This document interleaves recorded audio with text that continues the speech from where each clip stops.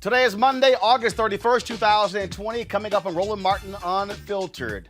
For the next 2 hours, we'll honor the life and legacy of Chadwick Boseman, the major actor who died on Friday from colon cancer at the age of 43. We will talk with folks he went to Howard with, his professors. We'll also talk with a number of folks who worked with him and also who appreciated his work in Hollywood.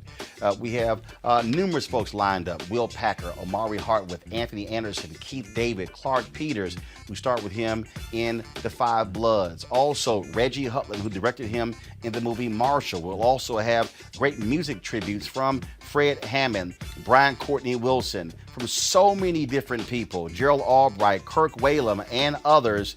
Folks, it is going to be an amazing 2 hours as we celebrate T'Challa, Black Panther, the brother who played James Brown, who played Jackie Robinson, who played Thurgood Marshall. Chadwick Boseman lost him at the age of 43. It's time for us to bring the funk on Roland Martin Unfiltered. Let's go. He's got it. Whatever the biz, he's on it. Whatever it is, he's got the scoop, the fact, the find. And when it breaks, he's right on time and it's rolling. Best believe he's knowing. Putting it down from sports to news to politics. With entertainment just for kicks, he's rolling. It's encore, y'all. It's Roland Martin, yeah. Rolling with Roland now. He's funk, he's fresh, he's real, the best, you know he's Roland Martin now.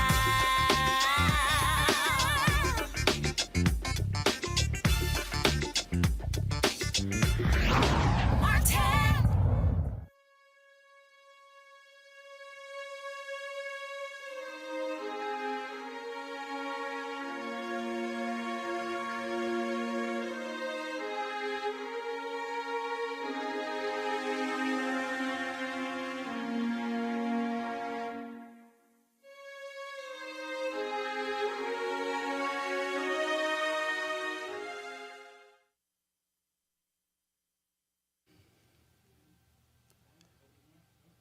Whenever a prominent African American passes away, we often do tribute shows right here on Roland Martin Unfiltered. None of us thought that we would be doing a tribute to 43-year-old Chadwick Boseman. It was late Friday night when news hit social media that Boseman passed away, surrounded by his wife, family, at his home in Los Angeles, dead at the age of 43 due to colon cancer. He was diagnosed 4 years ago with stage 3 colon cancer that progressed to stage 4.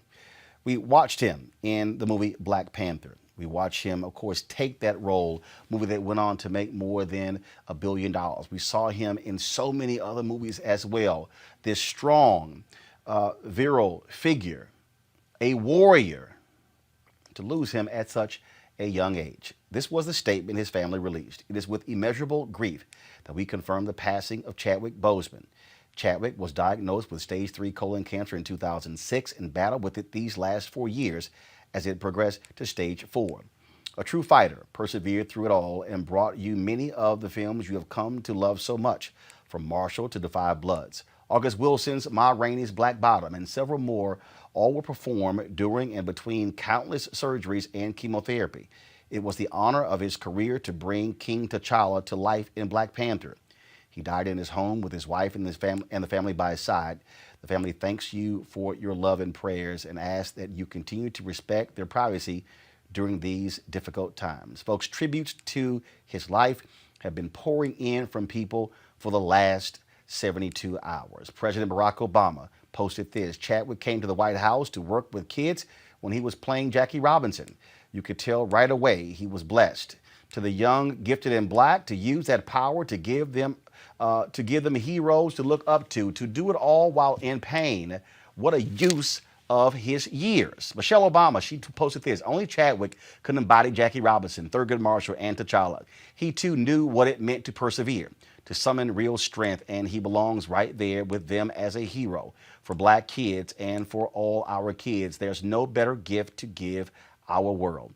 Angela Bassett, who played his mom in Black Panther, said it was meant to be for Chadwick and me to be connected, for us to be family. But what many don't know is our story began long before his historic turn as Black Panther.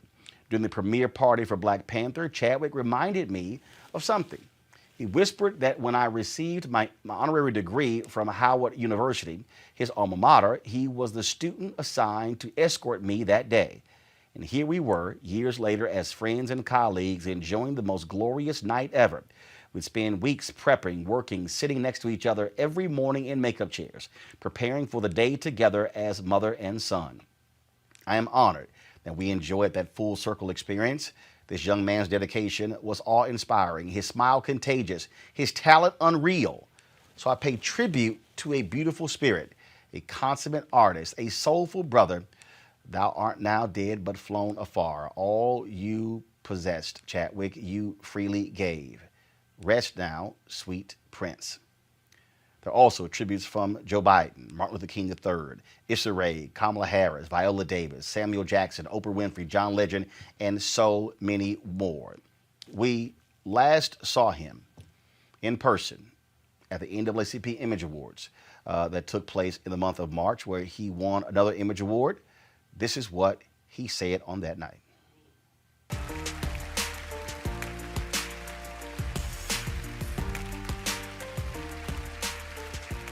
Ain't you?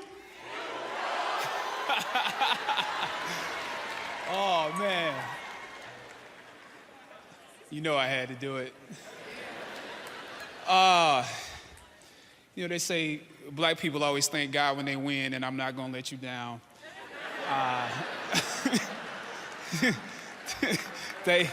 Thank you, God, for not just winning. Thank you, God, for the trials and tribulations that you allow us to go through so that we can appreciate these moments. We can appreciate the joy that comes from winning. Because it's not just me that's winning right now.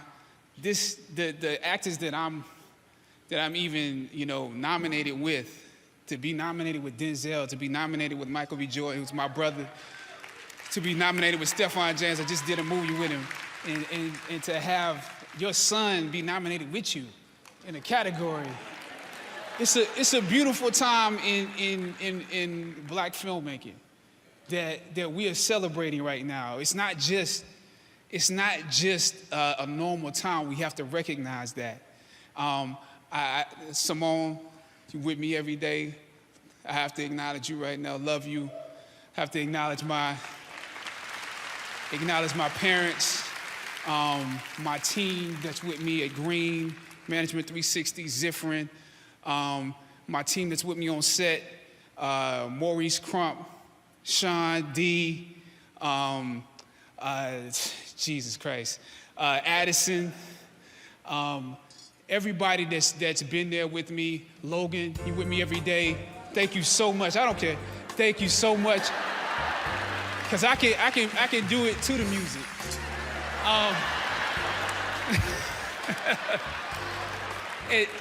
And the entire cast of Black Panther, my director, you are a genius.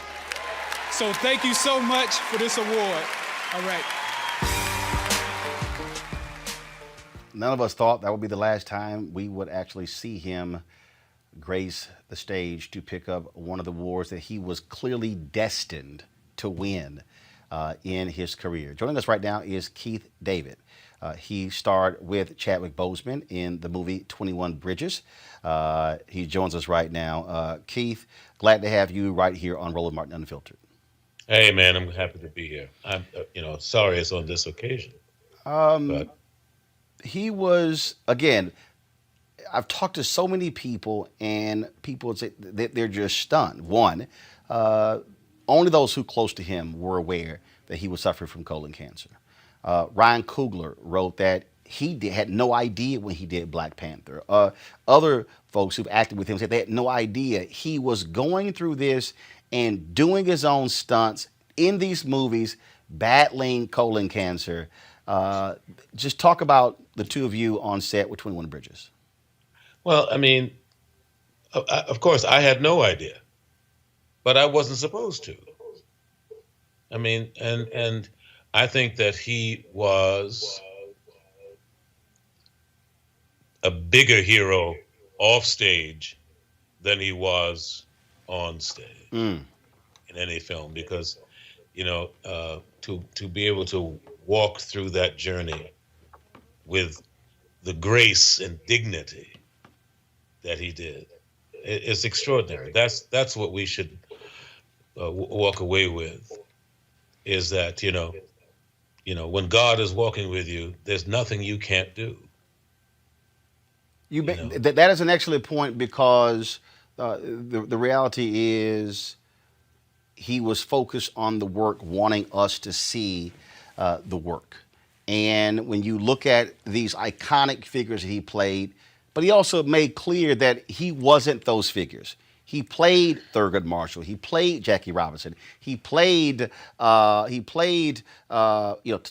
He said, but that's not me. I'm simply that's the art in which I'm operating in. Yeah, well, I mean, that's what we do. You know, we are all lucky and fortunate that he was the vessel chosen to play those parts. Because he was phenomenal. He did a phenomenal job. I mean, I saw, it was I think, not Jimmy Kimmel, but one of the late night talk show hosts, Mm-hmm. Fallon, he was on. And people came to talk to his statue, Right. telling him they enjoyed the film. And then he came out and greeted them. Right. It just shows to go you the impact that particular performance had on the world. I mean, not every movie makes $1 billion, Mm-hmm. but it makes $1 billion because you have the people who can fulfill the vision and don't disappoint. So he rose to that occasion, phenomenally. And that will never be able to be taken away from him. A lot of people want long careers. There are others who want to have not quantity, but they want to have quality. He was involved in acting for a very long time, but did not get his first leading man role until he was 35 years old. He passes away at 43. It's an 8-year time span. But we will remember for a very long time, not someone's career that spanned 5 decades, but somebody who did a hell of a whole lot in those 43 years. And that's what's most important. I mean, like Martin Luther King said, longevity has its place, but it really has to do with the quality of the time that you're here and what you do with that. How do you live? How you live in the dash. That's important. And he, has a phenomenal legacy in the dash. Indeed, indeed. We have a number of musical tributes, but there's no way in the world I could go to them and not give you an opportunity. Folks may not realize you're an amazing singer. Last heard you when you were singing at Dr. Joseph Lowry's 94th birthday celebration. And so what's in your spirit to honor the great Chadwick Boseman? Let me give you this little prayer. Yes, sir. Lord, dear Lord above, God Almighty, God of love, please look down and see my people through. Lord, dear Lord above, God Almighty, God of love, please look down and see my people through. I believe that God put sun and moon up in the sky.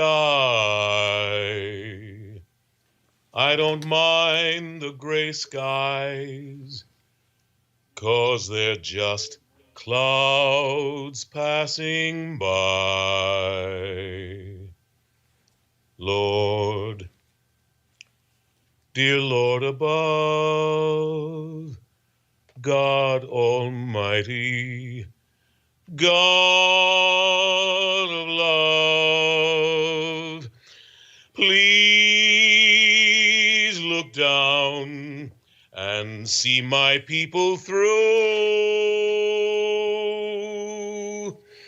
Please look down and see my people through.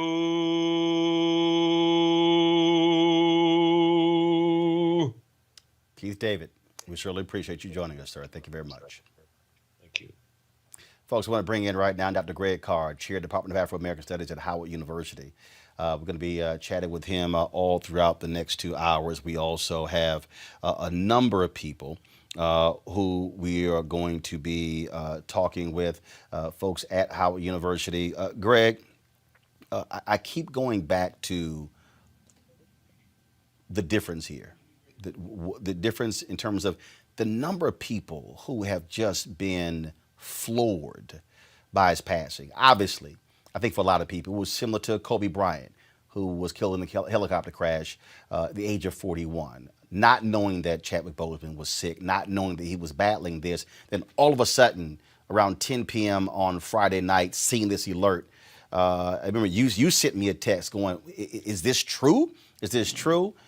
But I think it's also hitting people a different way, because I would dare say, as someone who's 51, this is like between, you take Kobe and him, major stars who passed away in their prime. And for many of us, for our generation, this is the first time it has happened.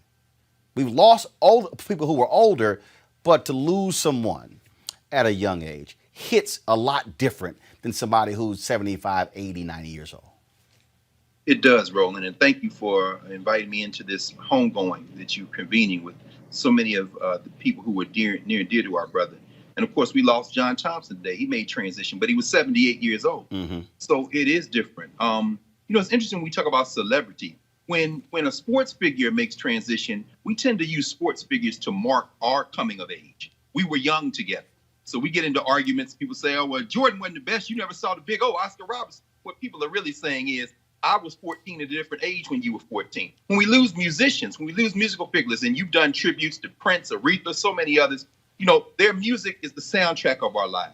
But when we lose a film star, we often lose people who plant these indelible archetypes in our minds for the roles they portray.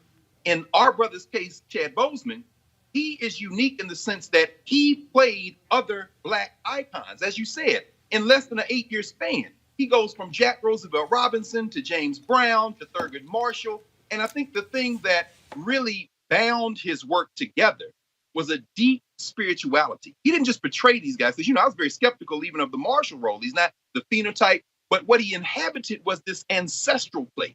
And I'm so glad you're going to have one of my former colleagues at Howard, who's now at American University, Sybil Roberts Williams, who was a playwright. People are just now beginning to understand Chad Boseman came out of South Carolina to go to undergrad to learn how to write plays, to learn how to be a director. He was headed to the East Coast, to New York. Hollywood became something that was almost a second act. And so when we see the fact that his first 3 kind of produced plays, Rhyme Deferred, then Hieroglyphic Graffiti, then Deep Azure, these are plays that play with African themes. Finally, as my brother and colleague Todd Stephen Burrows, who's at Seton Hall, often says, he says, what Black Panther did, an imaginary hero that he inhabit with the force of the culture of Africa in a kind of Pan-African gloss. He says what Black Panther did was finish the job that Roots started. Roots started having us look back toward the continent of Africa as our foundation, but slavery was still the frame.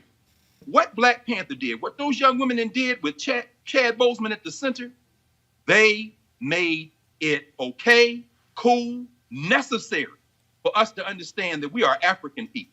And I dare say that that might be his greatest enduring gift as a symbol of the communities that raised him. So I'm looking forward to these next 2 hours as you convene this family to help the world understand who Chad Boseman was before Black Panther, during Black Panther, after Black Panther. Watch these folks you see the next 2 hours. You're going to really get a glimpse of something you probably won't see anywhere else. In fact, you won't see it anywhere else. One of the things that we wanted to do wasn't just to talk to people in Hollywood who worked with him. We also wanted to bring a spiritual aspect. Chadwick Boseman was a very spiritual brother. He was a praying brother. In April, when there was a charter school here in D.C., they wanted, they reached out to me and they wanted folks to speak at the graduation. And Chadwick was one of those folks who we reached out to, and what I did was I hit him up and he said, this is what he said: "We'll meditate on this in the morning. I decide everything that way. Thank you for thinking of me, brother." And that's who he was. He was a spiritual brother. I'm going to read later Ryan Coogler's letter that he released. And Greg, he talked about in even in making Black Panther, how Chadwick was focused on the spiritual nature of Africans, and made that clear that was going to be a major part of this. And it was interesting reading it because it read as if that Chadwick was the director of the soul center behind this project, and not the folks who were behind it. I agree, Roland. It's interesting. I was interviewing for the position at Howard the spring of the year 2000 when Chad Boseman was finishing up. So I had a number of his friends when I came in the fall as my students. One of them in particular, Jabari Axum, Jolly D, as he calls himself, a master drummer, really a wonderful artist. Chad Boseman pulled him in, and he helped with the choreography, a lot of the drumming and music on the picture, and they actually lived together during the filming of Black Panther. And one thing that struck me was I'm racking my brain saying, you know what, I must have met this young brother, because we would come down from Philly to go to Pyramid Bookstore, Jewels of the Sun, and then the bookstores that Chad and Jabari and them worked at. So there was a brother there, Baba Tahuti, Baba Rafu. Chad Boseman was working in an African-centered bookstore, reading, studying. And so to read and to understand that he was leading these conversations on set, not only does that not surprise me, every time I would see Chad Boseman, when he would come to Howard, he'd do screenings, he came to graduate, he had an encore. And that's a fashion statement for a lot of people. But Chadwick Boseman was deeply rooted, not just in terms of his spiritual practice, but in terms of his study. And so this brother, no doubt he had a calming, centering influence. And I think you framed that perfectly, brother. I think that brother, in many ways, was, in fact, the director of the insistence that this work be grounded in African spirituality and African culture, whether it be continental African culture or the respect for ancestors. Because no way do you inhabit Jackie Robinson, James Brown, no way did you inhabit Thurgood Marshall in ways that allow you to convey the spirit unless you're in a spiritual conversation. Which is why I think that people have responded to the movie in a totally different way. That they felt it. I was watching the ABC broadcast last night, no commercials, and the line from Angela Bassett, "Show him who you are," and there are just so many other moments in that I think connected with Black people in a totally different way. And so even though Chadwick Boseman will not get an opportunity to be in Black Panther 2, actually he, in the words of Andrew Young said, physically a person may depart, but if we're still talking about them, they are still here. No question, brother. That's the truth. Roland, and I know you're a deeply spiritual man. You know, you and Dr. Jackie Hood Martin, your wife. I mean, spiritual practice is at the center of everything you do. To know that Chadwick Boseman's oldest brother is a minister. To know that Chadwick Boseman had spirituality not only at the center of his practice, but it embodied everything he did. To know that he trusted ancestors. I mean, one of his heroes was Muhammad Ali. At commencement, he tells the speech, and you played it, where, he says, I meet Muhammad Ali there in the yard. And I'm doing this X because not for Wakanda, although that's a symbol of Ptah. That's a whole nother conversation. Ancient Egyptian symbol. And Basset, it's all in Black Panther. But to meet him at that crossroad of the yard reinforces the idea that Chadwick Boseman seems to always have been aware of himself in time and space. We're here for a short time. And by the way, brother David hitting that Duke Ellington come Sunday, that's one of my favorites, brother. I do believe that God put sun and moon up in the sky. So when Chad Boseman does that, he understands we're born to leave here in our physical form, but our spirit echoes through time and space forever. Chad Boseman didn't have to make another film past 42 to be indelible in our minds. But by elevating T'Challa, he made it not only okay to be African, he made it okay for us to express our spirituality as African people. And that resonates in every frame of that film, brother. People who wanted to bless us. Bishop Hezekiah Walker, every praise.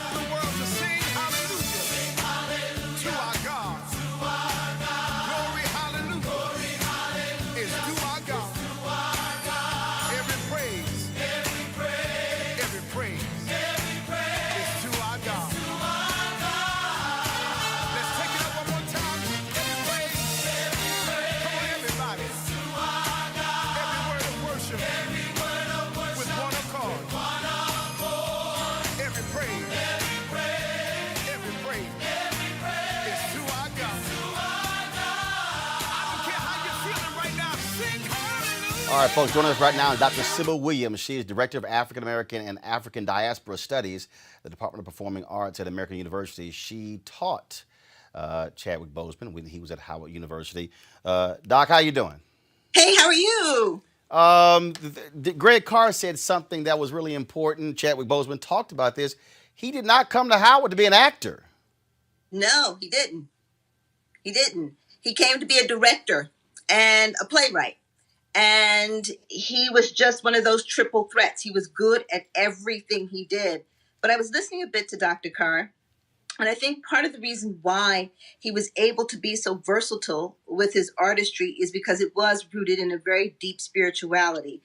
And it was that idea that sort of African artistry that we all are rooted in, for those of us who practice, that we are the voice of our ancestors and our people, and we use whatever means necessary to move our ancestors forward. And he always worked with that idea that he was advancing something in someone spiritually. So I think that is why he was able to do the kind of work he was able to do, even though his concentration was specifically was directing. And in fact, when he returned to Howard University in 2017, I moderated the Q&A there for Marshall.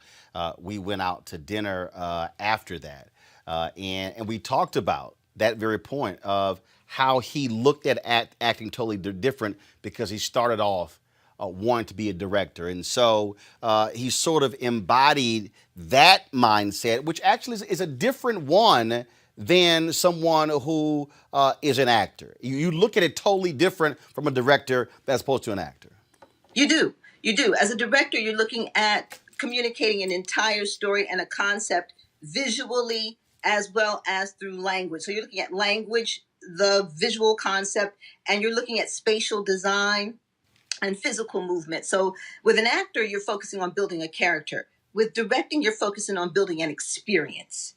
And so it's a very different thing. But the best actors make the best directors and vice versa, because they understand from very different perspectives that at the end of the day, what you want to do is connect to an audience. And so the tools in their arsenal are actually, they can activate any of them at any time. Actors have a rich body of tools that they draw from to tell a story. They communicate. That is their job. At the end of the day, it is just to communicate. And while they may not be directly engaged in the larger conceptual picture, they are certainly instrumental in making that whole picture come together.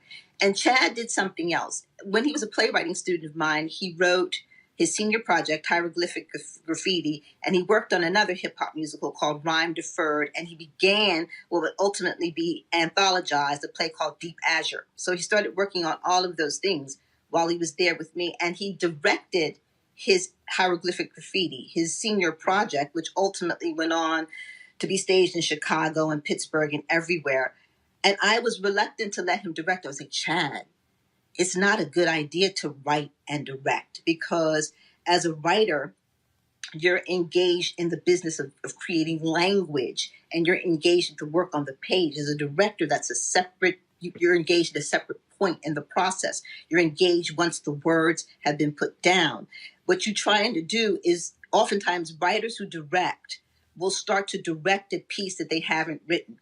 And so much of it remains in their head, like it's not on paper. So if this goes anywhere else besides you, other directors can't handle it as well because you haven't gotten the complete picture down. And he proved me wrong. He absolutely proved me wrong. He had a masterful work on paper and he directed it masterfully. So he had that gift. Obviously, for those of us who say he had such a short career, the reality is that was a career for Chadwick Boseman before 42. He was in theater. He was in New York. So he had a body of work that existed before he hit the big screen in a major way. Absolutely. He was one of the founding writers, directors, actors for Hip Hop Theater Junction, which ultimately became High Arts, and it sort of morphed into a larger hip hop universe, theater universe. Hip hop theater was a burgeoning thing when Chad started writing Hieroglyphic Graffiti, which is his hip hop theater piece. And Camila Forbes, who now runs the Apollo Theater in New York, wrote Rhyme Deferred. So hip hop, Hieroglyphic Graffiti, and and Rhyme Deferred, two of the classic hip hop theater pieces, were written by Howard students when I was there. And they were talking to me, they were so hyped, like, we're going to do this hip hop theater thing. We're going to do it. And it was he, and then Danny Hawk started doing it, and a whole host of other people started doing it. But they were already on to and thinking through the aesthetics of a hip hop theater. What would a hip hop theater look like? What would it do? How would that work move the crowd? And Chad had an extra piece because he was dealing with Hieroglyphic Graffiti, talks about Kemetic mythology. So he was already blending the mythology of Kemet into this whole hip hop universe. And that was something that hadn't been done. It was this idea that language, the power of the nomo, the power of the spoken word creates, and it can just as well create as it can destroy. And how do we as a people really protect what we create? What kinds of rituals are necessary to protect it? So both rhyme deferred and hieroglyphic graffiti are hip hop ritual plays that use African-centered myths to talk about the sacredness of hip hop, the sacredness of the cipher, and why it's so important. And they were doing that, like I said, their senior year here at Howard, and then they went to the National Black Theater Festival, and then they went to Harlem and to Chicago. So they were really forging ahead to try and move that kind of idea forward. So when we talk about hip hop theater, we can't talk about it without talking about Chad Boseman and Camila Forbes and Nsangu Glenn Gordon, all of these Howard students who were doing that work. Last question for you. What should any student, but especially a Howard University student, take away from the work ethic of Chadwick Boseman? I think any student who really wants to follow in the footsteps of Chad Boseman needs to understand that the greatest gift you can give to yourself and to others is generosity and humility. As I said in an earlier statement I was making about Chad, he was a true intellectual in the Ibram Kendi sense of the word, in that he had a zest for learning, a love for learning. And when I say intellectual, I mean, again, true. Anybody can teach us anything. Chad would be across the street at the Blue Nile, sitting in front of Blue Nile, talking to people about comedic science when he wanted to learn it. That's what he did. He went anywhere people had knowledge. And so he had this girth, this breadth of knowledge that was tremendous because he was a true intellectual. He loved to learn. And that makes you generous, and that makes you humble. And if you want to be a good artist, that's where you begin, I think. Dr. Sybil Williams, we certainly appreciate you joining us for this tribute to Chadwick Boseman. Thank you. All right, thank you so very much. Folks, Pastor John P. Key. And I thank my nephew Roland for giving me this opportunity. As I look at the many people who've been devastated in the last few days by the loss of this amazing young black man, it made me pause and try to reflect on what made him so different. I called him homie, not because I knew him, but because he was a fellow Carolinian, and he was born approximately 2 hours from where I live right now. When I would hear him speak, I wouldn't hear what other people heard. Although many felt his pause and his grace came from the years of being such an educated man, I always knew it came from an humble beginning. In every interview I saw, from his thank you to the amazing Denzel Washington, to the MTV award that he gave to Mr. James Shaw for having so much courage, it was never about him. It appeared that he always took the time to thank others. If it was an accomplishment or a dream or vision that hadn't taken place yet, it always came from an humble place. So tonight we celebrate him not just for the many movies, not just for the heroes he played, but the hero that he will always be. He was a son, he was a brother, he was a nephew, he was a cousin, he was a loyal friend that we all wish we were acquainted with. To endure all that he did those years and never say a mumbling word took unimaginable courage. So instead of asking God tonight, Lord, why did you take him so young? Why did he have to go? Why did he have to leave us? Tonight we say to God, thank you for allowing all of us to grace his presence. Rest in paradise, Mr. Boseman. Job well done. I offer this. See you again. I'll see you again. Very in the rapture. Chadwick one day will all reign. Oh, so glad the Lord allowed you to be son, brother, husband, and friend. Oh, I will see you. We will see you. Yes, we will see you. We'll see you again.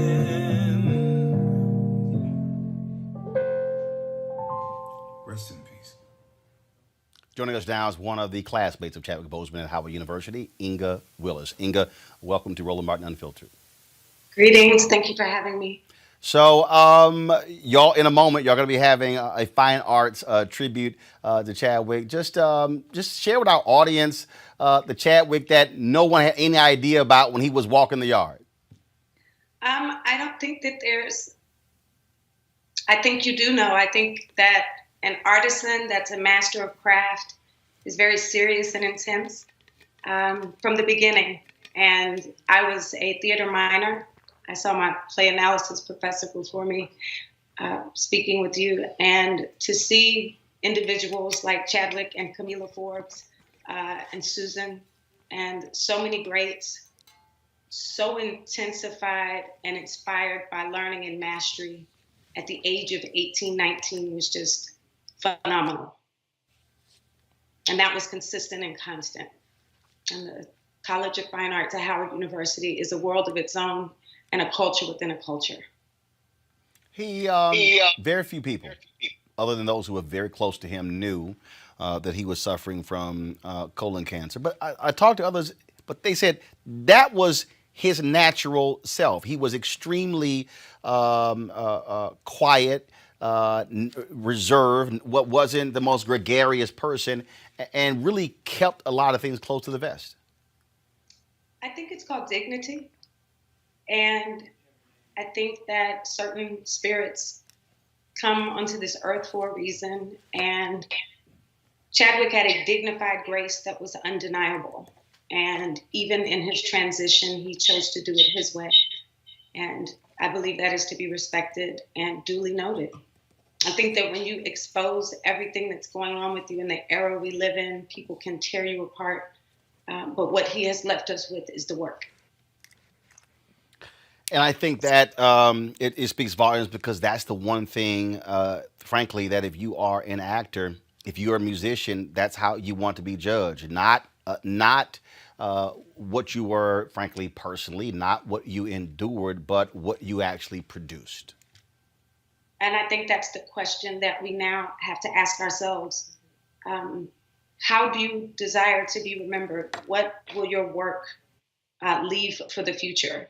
And Chad was able to accomplish what most people won't in 60 or 70 years in such a short span of time and fulfill God's purpose. And so this evening, the Fine Arts family will celebrate him in Howard style. And it is an honor and privilege to be trained and molded at Howard University, where iron sharpens iron, and it's Howard forever. Unfiltered family, they're going to have that tribute, and we're going to, after they're done, get that file, and then we'll actually stream it so everyone else will be able to enjoy that. Inga, we certainly appreciate you joining us. Thank you so very much. Thank you, my brother. Thank you. Folks, other Howard University graduates and current students took time to stop by the Fine Arts building at the university today.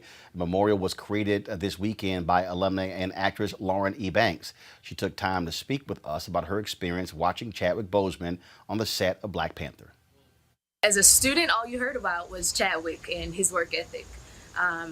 You heard about how, when he would come to campus, you saw the pride in the professors, and I as a student, felt the hope that he gave us students. He was operating at the top of his game, and over and over and over. And I knew that was only because of the work ethic that so many professors spoke about. As a student in grad school, at the Yale Drama School, I had a teacher who was the dialects coach for Black Panther. So I was able to shadow the whole production for about a week during a spring break of mine.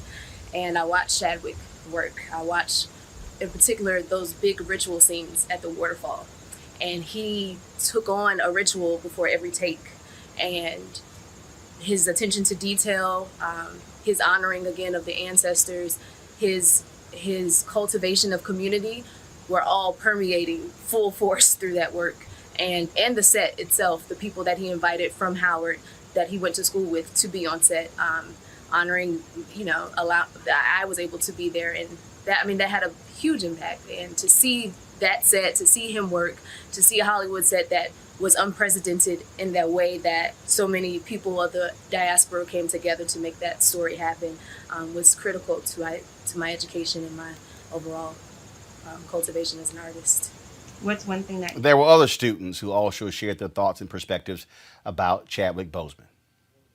These are like tears of sadness, but like also joy, because I'm really blessed that we got to live in a time where someone like Chadwick got to bless the industry with his integrity to create change for the Black community. And that's why it hurts so much that he's gone, because for me personally, he was a big part of me when I came to Howard, because Black Panther came out and I was a transfer student, so it was really vibrant. I don't even know if that's even the right word, but it was just a lot to take in, to go to the school where this man who did a big thing for the culture came through. So he knows like what we all go through when we come here, the struggles, and where we come out on the other side, and how vibrant and lively life can be. Because we have the tools, what it takes to change the world, because we went here and we're at the Mecca. And when I think about his career, it was all about purpose, and it was all about changing how we're seen in the media, and that's a big part of what I want to do going into the entertainment industry, as a director, as a writer, and as an actress. And for that, he was a blueprint, he was an icon, and he was a role model, and his legacy will never die. And as a Howard of Bison, and as Bison, we're going to uplift that legacy, and he will truly be missed. But the thing I really, really appreciate with Chadwick is, if you think about it, he gave dignity to the roles. If you think about the people he portrayed, and just to think of some of them, like James Brown, Thurgood Marshall, and just Jackie Robinson, these were people who had dignity. And what he was able to do, which I think was magical, he was able to take the energy of these characters, bring them through him, and then send it to you. And that's amazing when you can take that positive energy from one source to another source to a third source. He was on the yard, and Muhammad Ali was walking on the yard. Yes. And it reminded me all the times that I've seen somebody walking on the yard that I recognize. Same. You know, he talked about how, when he saw him, he made eye contact. And for me, I imagine it being right down there by the sundial, because I'm a cute. So I was like, all right. It's just really brought it to life for me and what that experience would look like. And he said that him and Muhammad Ali put this up right here and said how he transferred that energy, and through that you're gonna have to fight a lot. There's a lot of struggle that's left to come. Yeah. And so he gave him the strength through that to fight on. Absolutely. I feel through that speech he passed that on to me. So, when I look at him, when I think about what he represents, and I think about King T'Challa, that, they don't die with him. He really brought that to life, and I feel everything within him, he kind of passed that forward to me. I was right there on my commencement, man, listening to him speak. I remember I was right there, as far as we are from each other, looking at him, and I look at that video, and it's just man, when you pass on, it's just a transition, like you said. It's not the end. Let's go back to Dr. Greg Carr. Greg, it matters to have graduates, alumni, to inspire the next generation to come back and to impart wisdom. Brother, it's really, we didn't plan this, and y'all watching this, Roland did what Roland does. He conjured the magic, put the pieces together, and he's rolling. I did not realize until I saw one of my former students and dear sister, Lauren Banks. And you're going to hear a lot more from Lauren in the future. Didn't realize you were going to interview her until I saw her. Lauren, many of the students that you just seen, and alum like Inga Willis and others, she mentioned Camilla Forbes, these students are attracted to a certain energy. They come with that purpose. And so we think about alumni at Howard, and I was a theater major at Tennessee State. So when I first got to Howard, Al Freeman was still on faculty. He's since now an ancestor. Henry Edmonds, whose father was huge in Black drama back in the 30s and 40s, when the man who shaped Tennessee State's program, the great Thomas Edward Pogue, was there. She was still on faculty. She's now an ancestor. Those young people then come into that space, and they are transformed by those elders on the faculty, because the university is really the faculty and the students. And then as they are molded, they mold with each other. So the ritual of Remembrance Tonight Fine Arts is going to have will reflect the family they build. And the only other thing I'll say at this moment is, when we saw, and we keep coming back to Black Panther, and I've been collecting comic books since I was 9 years old. So folks are worried about what's going to happen in the Black Panther arc. If you read the comic, including the arc now is written by Ta-Nehisi Coates, another Howard alum who is overlapping during that time at Howard that Chadwick Boseman was there. You understand that the ensemble that made the film Black Panther was transformed in making that work. Denai Guerrera, of course, Lupita Nyong'o, Jersey's own Michael B. Jordan. When you see those young people, when you see them together, they are fused together with a spirituality. And all an alumnus is, whether it be of a university or a common project, they are people who have gone through a similar experience and built a community. So I'm so glad that you captured just a tiny taste of not only what happens at Howard, but what happens in the theater program at Texas Southern and North Carolina A&T, what happens in the theater programs across the country, Tennessee State, Florida A&M, our brother down there giving money after working with the great debaters and Birth of a Nation, to give money to revitalize not only the debate program, but the theater program in the Texas HBCUs. That's what happens at Black colleges and drama departments. And that's why they continue to produce the types of young genius that shape the culture, as we just heard discussed. Frederick, he's the president of Howard University, about Chadwick Boseman. Not just that, but he's also a medical doctor, and we talked about colon cancer. President Frederick, it really has to be a huge loss for the Howard University community. A young man, 43 years old, who really was just about to go higher and higher in his career. Yeah, certainly a tremendous loss.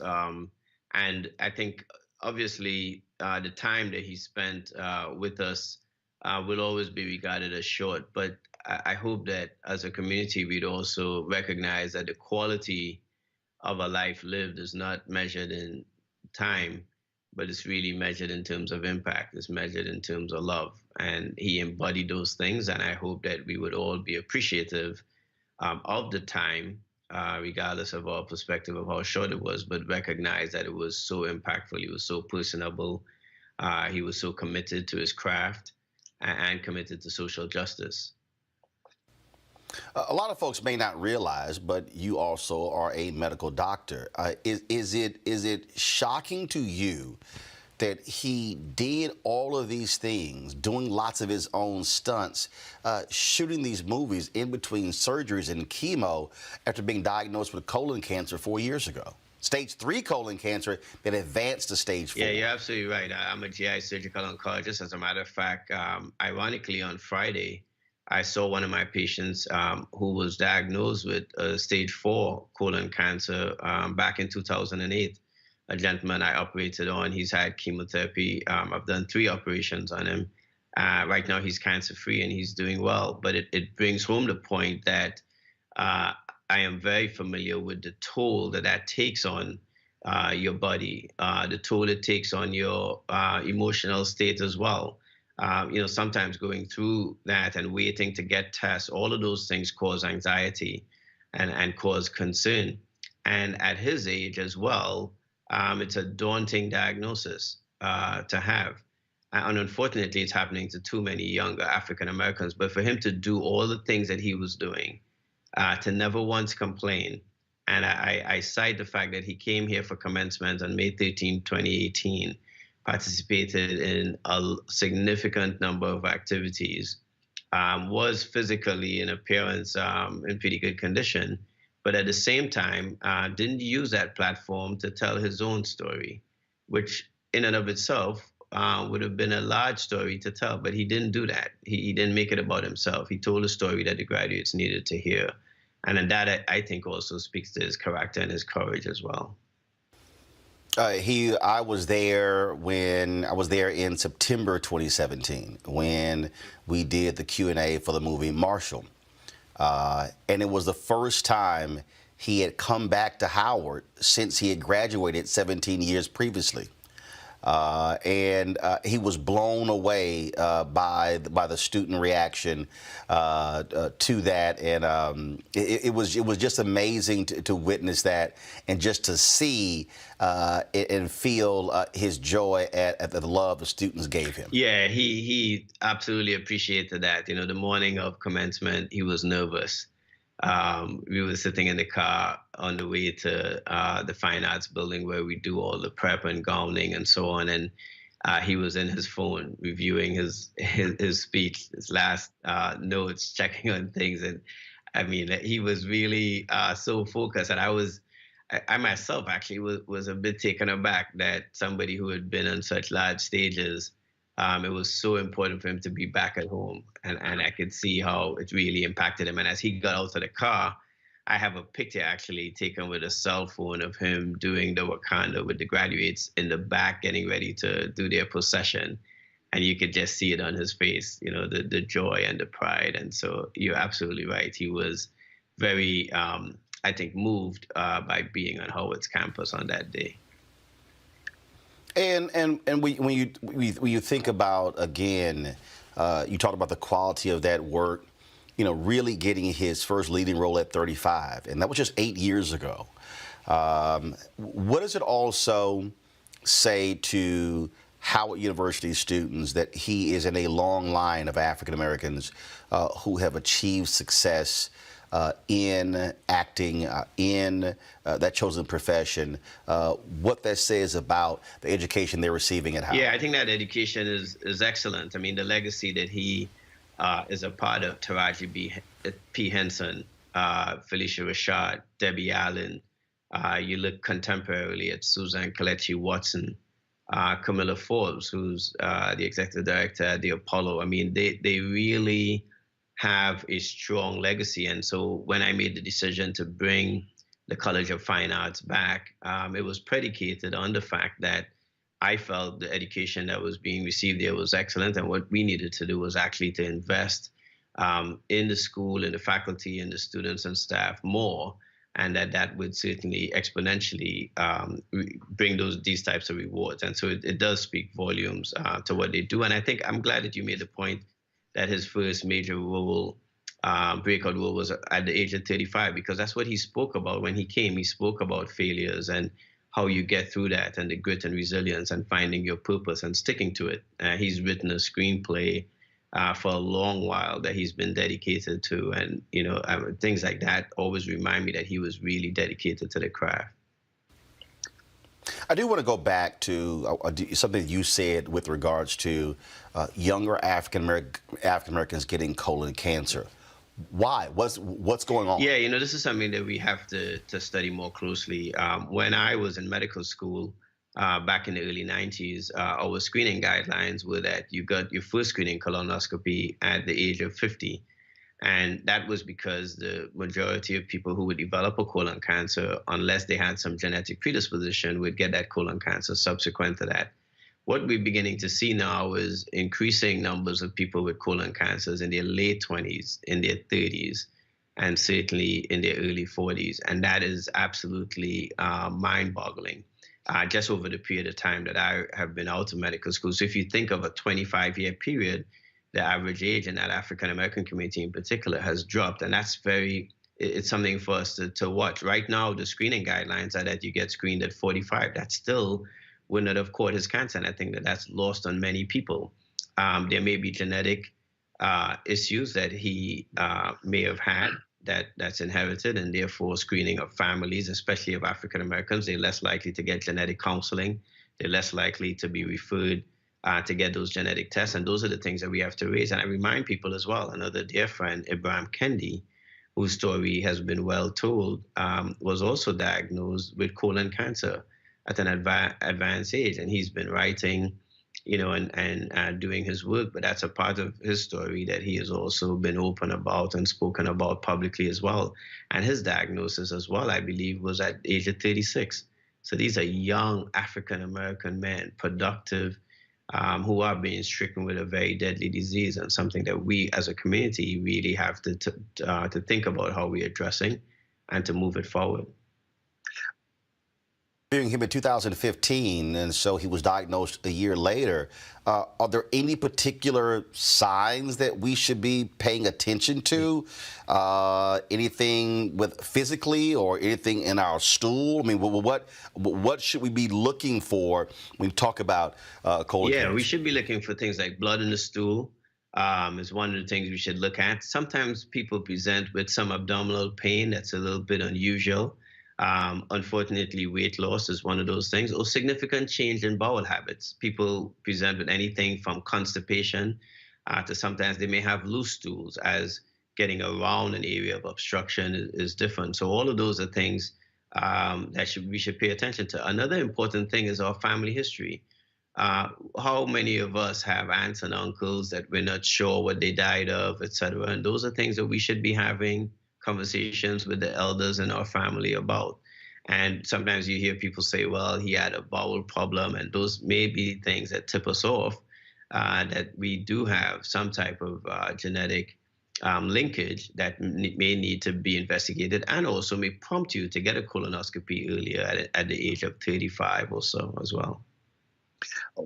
Well, I'll tell you this here. Right before COVID really hit, I had visited with my doctor. We had gone through my yearly exam, and literally sitting on that counter right there is the referral to actually get a colonoscopy done, because I'm being 51 years old, and so of course they shut everything down when COVID hit, and so now that we're sort of out of that really tough danger space, a phone call certainly will be made, and so I certainly hope other brothers and sisters do the exact same thing. Yeah, and I encourage you to do that. I had mine done last year. I'll turn 50 really as well, and yes, the prep isn't great, etc., but yeah, it definitely is a strong peace of mind to have had it done, and to know at least that at this point that colon is clean. And so that's something that I certainly admire you for making sure that you stick to getting done as well. All right, Dr. Wayne Frederick, we certainly appreciate it. Chadwick was a hell of a guy, and did indeed love him somehow at university. Oh, absolutely, and we certainly loved him back as well. All right, thanks so much. Thank you. All right, folks, one of Chadwick Boseman's last films was the movie *Da 5 Bloods*, directed by Spike Lee. Clark Peters was one of the actors in that movie. He joins us right now across the pond. Clark, glad to have you back on Roland Martin Unfiltered. Sad to say so under these circumstances. It's devastating, Roland. First of all, thank you for having me on. It's good to touch base with you again. I was listening to the previous speaker, and there's really not a lot that one can add to what he said, except to maybe augment, the aspect of the role a human has to play when they come to this plane, and the purpose that one should be living. And I saw a talk that, I guess it was at Howard that he was giving, the commencement talk, where he talked about purpose, and he didn't just talk the talk, he was walking the walk, and the blessing of being on that set was the blessing of just having that little brother with you, really. And in hindsight, how beautiful those moments were. Yeah. So was a moment there where y'all were joking around with Spike. It had a little fun with the water gun in the heat. Chadwick posted this on his Twitter feed. Guys, go to my iPad, please. Run. Just the trigger. We want to do one more. We got one more. Come on. Just one more. Just do one more. Come on. Give me some more of that shit. Happy New Year. When we talked about the movie, we talked about the tremendous heat y'all were in, the gear y'all were packing, and so for you to find out now that this young brother was at this point likely having stage 4 colon cancer, went from stage 3 to stage 4, is just stunning that he was fighting through all of that. Yes. I don't know how to put this. It's really celebrating the spirit that a person can tap into. It was 104 degrees, Roland, on a lot of days that we were out there, and we were running like young men. Well, we were trying to run like young men, you know. And if you look at what Chad was doing in that scene when the helicopter lands, you know, he's running half the length of a football pitch from that helicopter to the first place that he has to land, you know, and then zigzag across that field, which is as long as a football pitch, to get to the airplane, you know. And it's not just, you know, take one and you're done. No, you're doing that 2, 3, 4, 5 times, you know. So in hindsight, I just found myself earlier today just completely overwhelmed with emotion that this child was going through all this, you know. And yes, there were times when Chad did look tired, you know, but we were all tired. You know, it wasn't unusual. You know, we're not used to that. We're not used to working like this, you know, and everyone's giving 100%. And that brother was right there with us, right there, you know, leading us. You gave an interview earlier where you talked about that none of y'all had any idea, and when we showed the Image Awards video at the outset, he thanked his whole team. And we know a lot of people have teams. They have publicists, they have personal chefs, whatever. But he actually had a whole team who was trying to take care of his body. And you saw that and thought it was one thing, but now we know it was something else. You know, there were times when he would come on off and he would sit down, and Bruce would be there massaging him. Somebody else would be rubbing his feet, you know. There was another person who was just doing like an energetic thing around his aura, and at first, you know, we thought, you know, he's being a little precious here. That's exactly what we were thinking. I promise you, you know, and how wrong we were. They were being precious because he was precious. He was precious, and they were really looking after that gem, and we had no idea, you know. It's that, and that's what got me this morning, you know, because my wife had asked me, you know, what was he like? And I was looking forward to working with him. You know, and that moment is how wrong can you be, you know, when you don't give a person a chance, you know, when you come upon somebody with some prejudgment, you know, and that's what pissed me off. Excuse my language, you know, for letting something like that get under my skin. You know, I'm thinking like, we're here to work, and you sitting over there getting pampered. Well, you were supposed to be pampered, you know, and you were supposed to be treated like that. And he was right to applaud his team for doing that, because as a witness, they looked after him like, to the point we didn't know what was happening.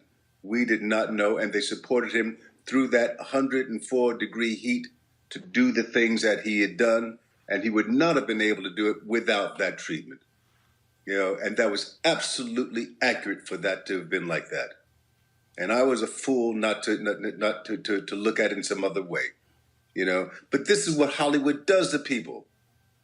This is what, you know. These are the trappings of our business, you know.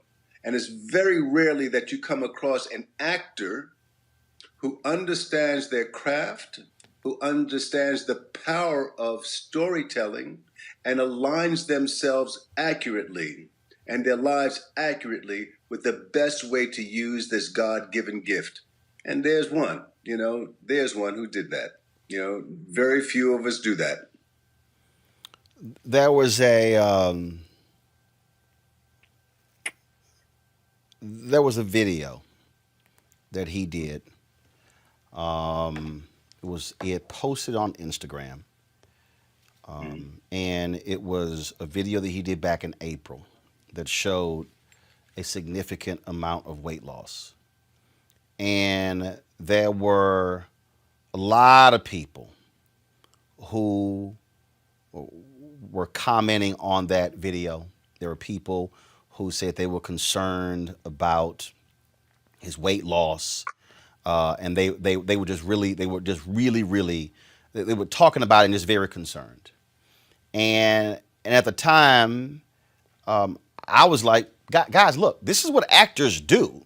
50 Cent did a movie and lost a ton of weight. Christian Bale put on 60 pounds. Robert De Niro. These things happen to actors all the time.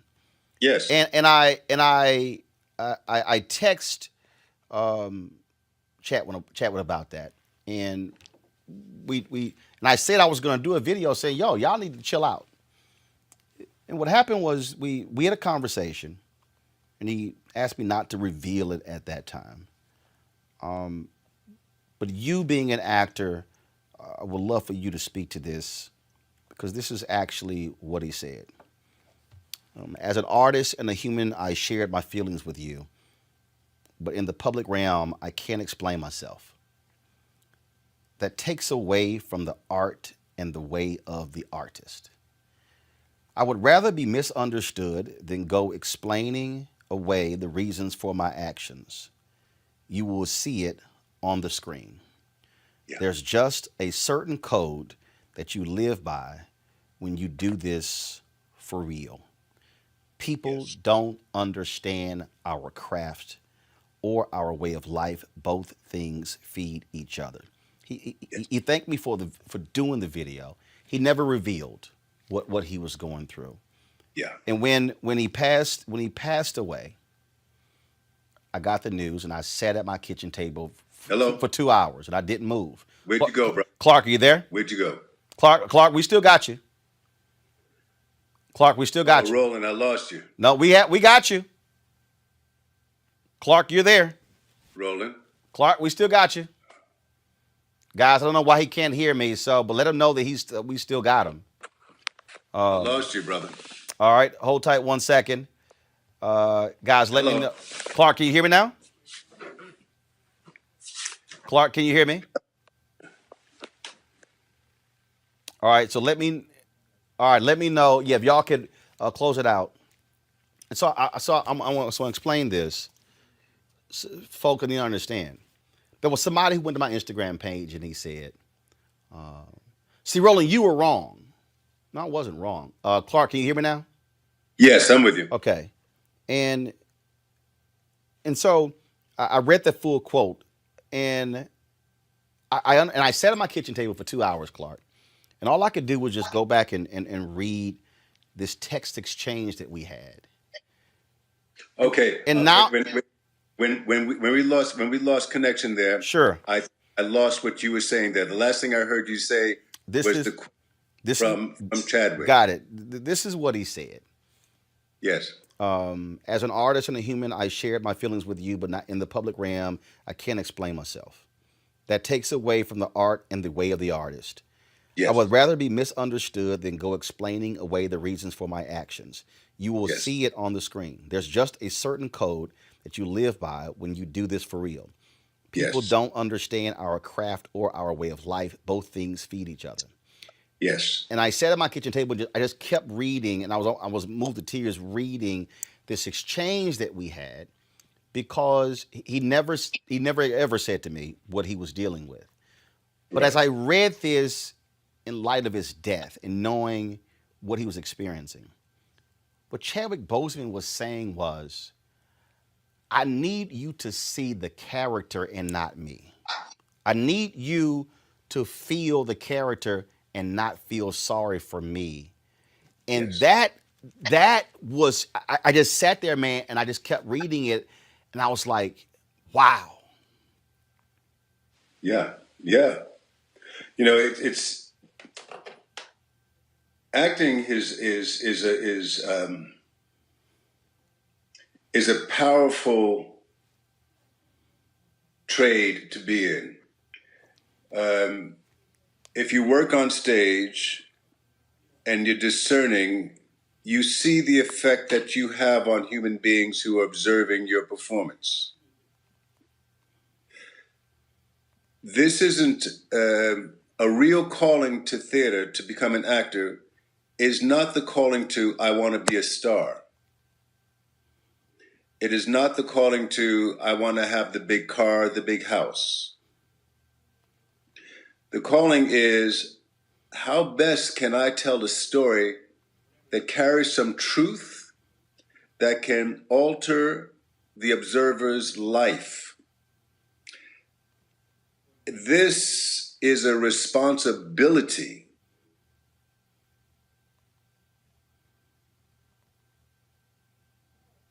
Looks like we lost Clark Peters there.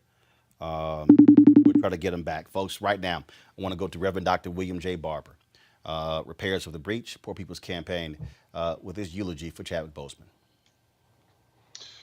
Thank you so much, Roland. Gracious God, help us remember properly that we might live faithfully. Amen. There's a scripture, Roland, and all of your listeners, in Hebrews chapter 10, verse 39, that says, but we do not belong to those who shrink back and are destroyed, but to those who have faith and are saved. And then it says in chapter 11 of Hebrews, now faith is the confidence of what we hope for and the assurance or the evidence about the things we do not see. I've been thinking about this in this tribute, eulogy to Chadwick Boseman. And Roland, in a real sense, he didn't shrink back, and neither can we. As I've listened to the last 30 minutes, he didn't shrink back, and neither can we. One rendering of his name, Chadwick, literally means the warrior's town.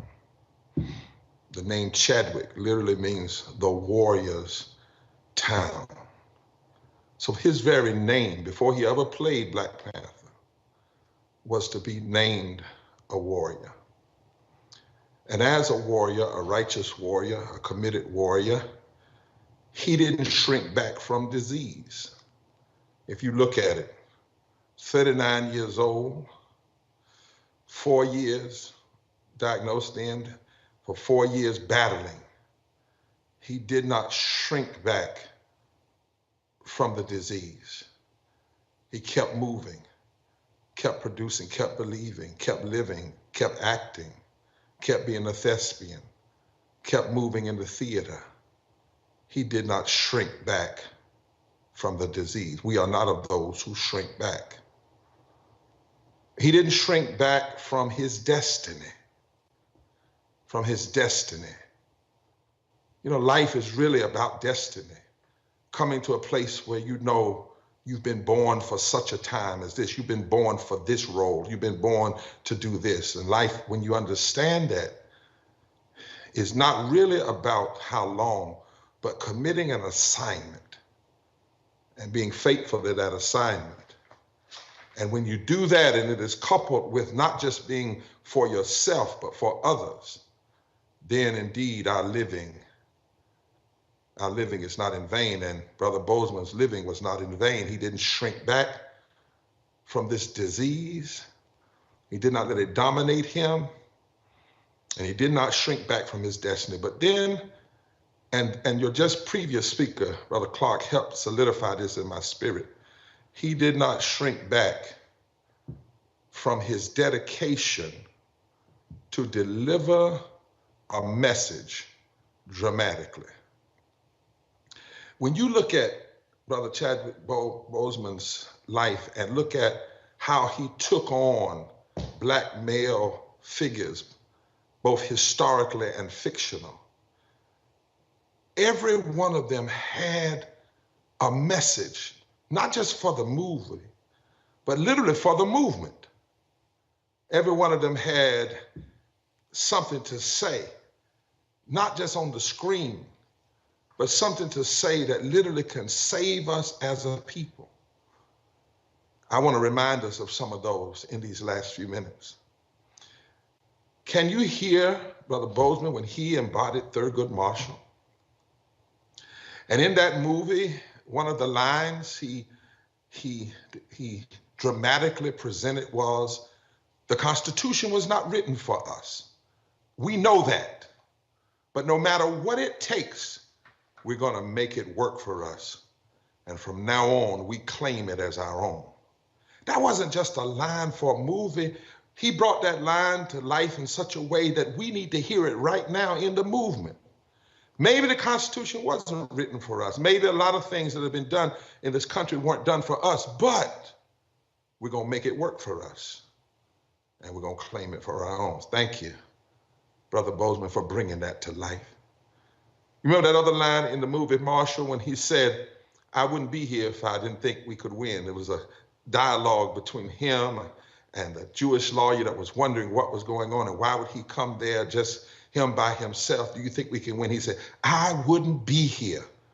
And then there was this conversation between him and the man who had been falsely accused.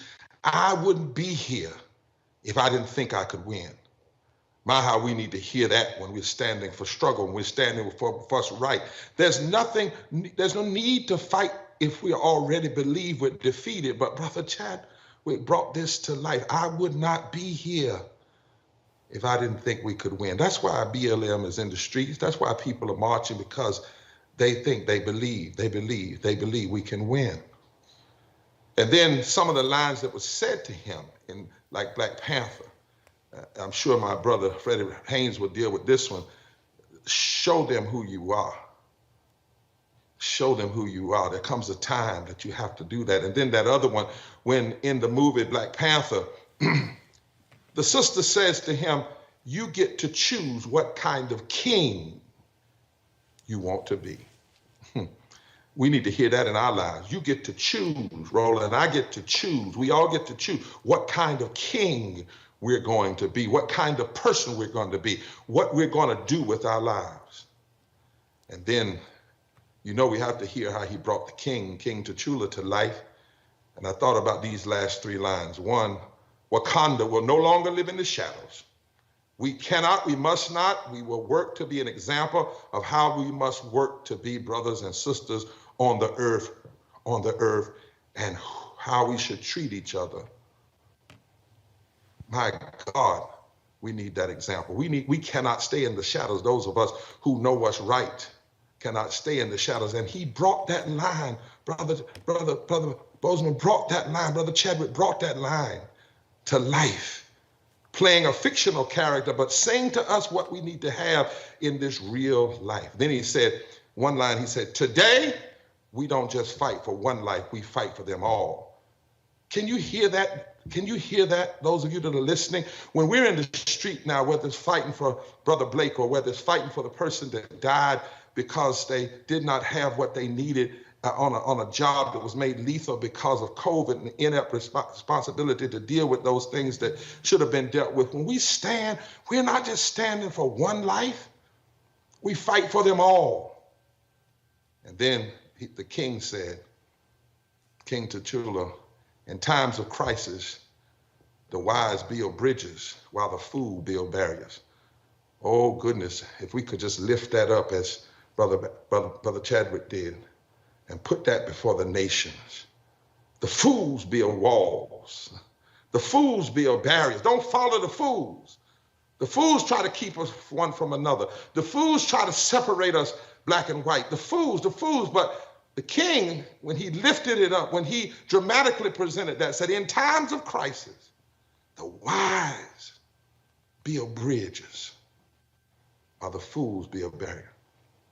The last one is, you know, in the movie, when he's thrown over the cliff, it looks like the new king has come. He has a lot of bitterness. And then T'Challa finds his way back. A fisherman picks him up, and then they are able to revive him. And he comes back for that second battle. And he says, I never yielded. The guy says, no, you're no longer king. You're no longer king.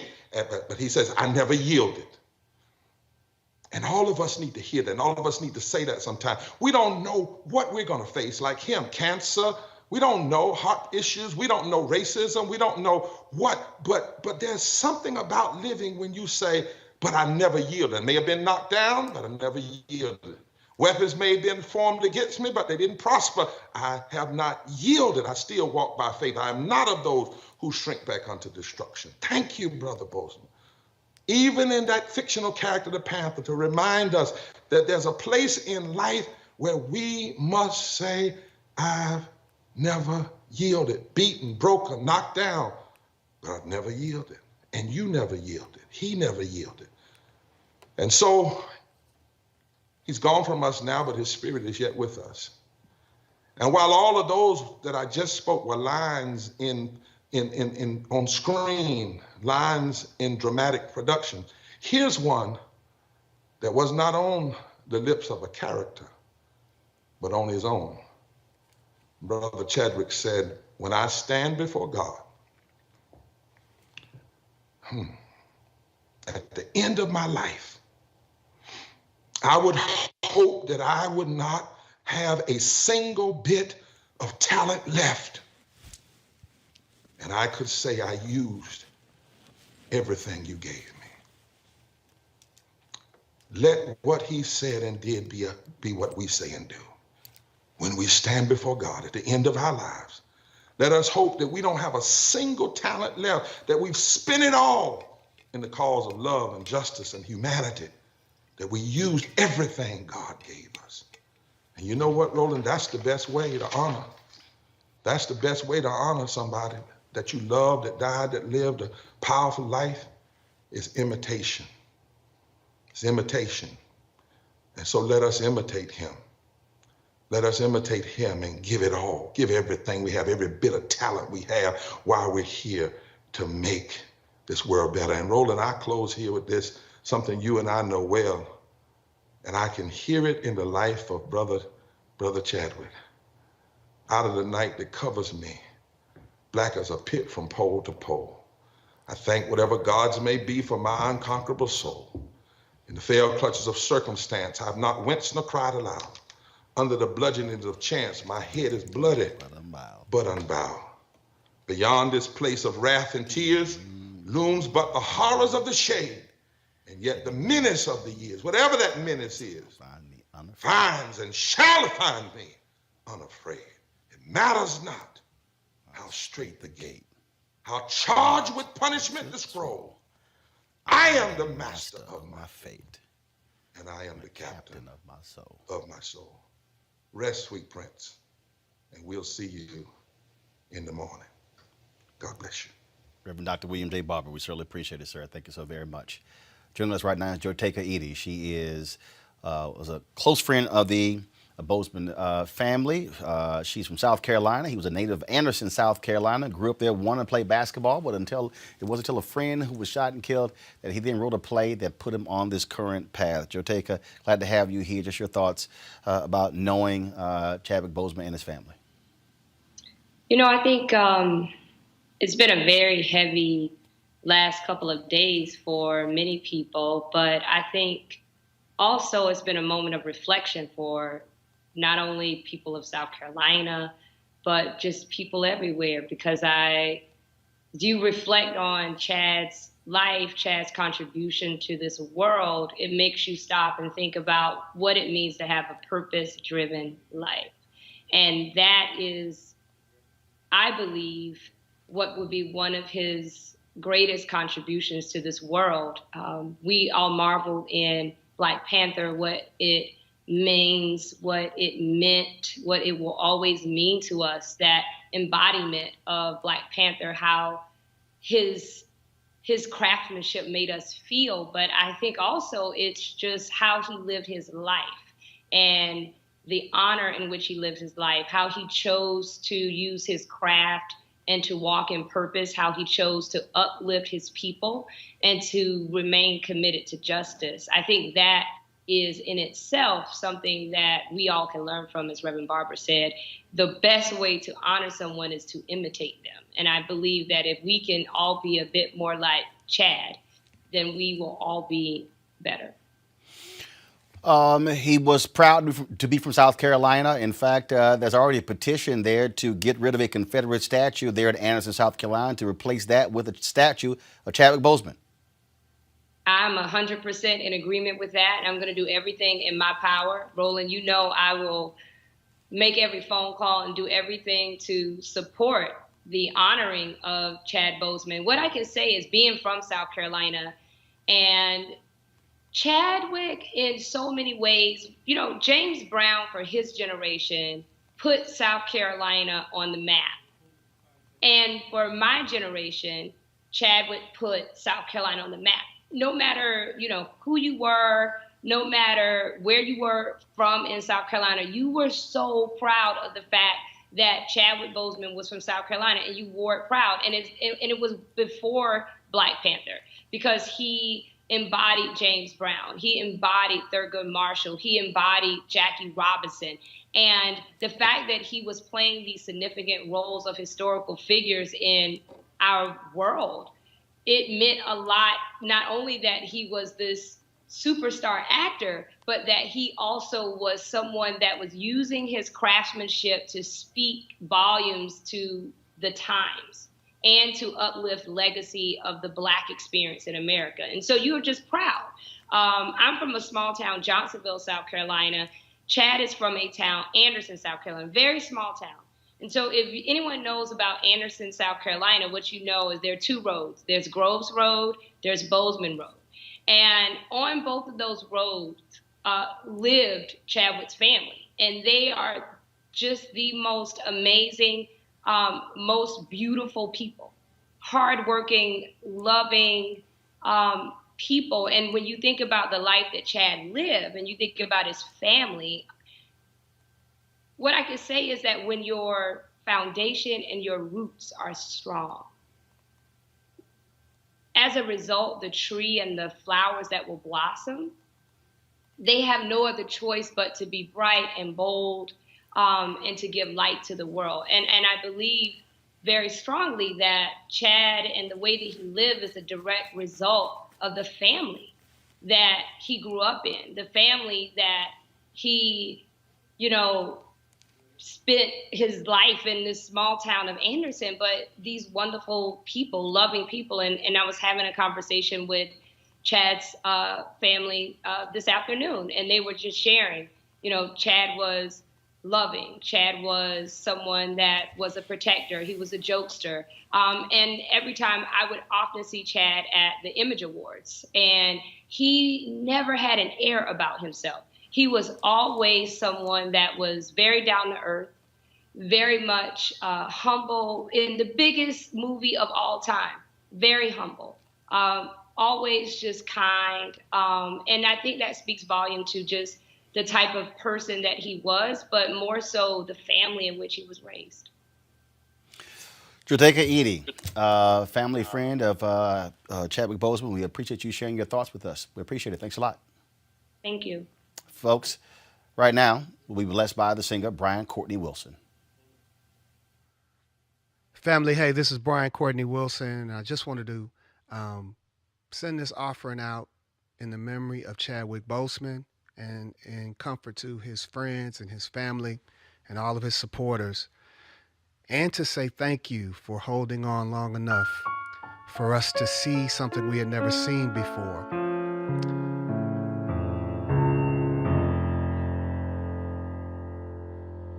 I found the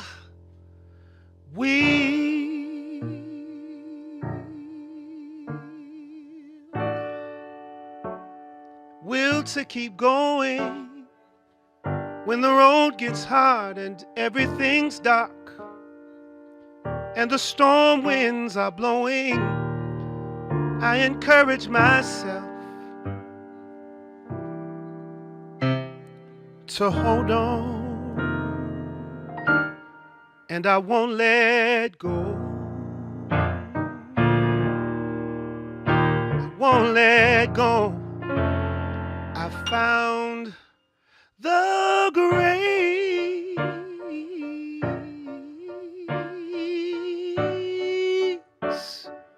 grace so amazing, and every morning I see it following me.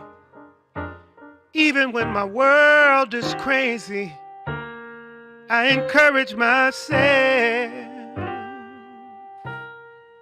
to hold on, and I won't let go. I won't let go. Holding on is never easy. It takes a strength and a courage that comes from above, from above. But the Lord gives us power to make it. By his might, we can fight. If we stand in his love, I've found a wheel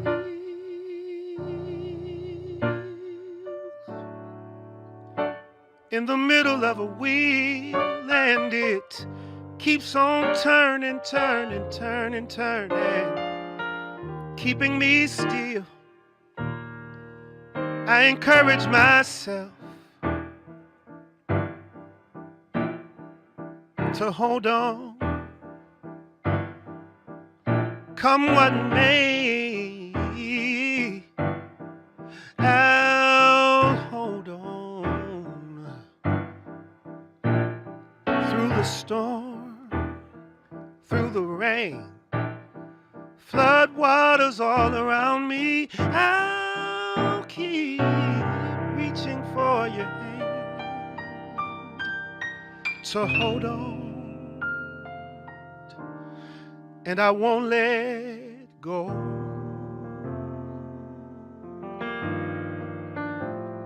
I won't let go, because eyes haven't seen and ears haven't heard. There is so much more, and that's why I'm pressing towards the mark, because the calling on my life is worth fighting for. I keep my mind stayed on my King, because the peace it brings is worth fighting for. I got a mansion over in glory, and my new home is worth fighting for. See, it's worth it, so worth it. There is so much more still worth fighting for.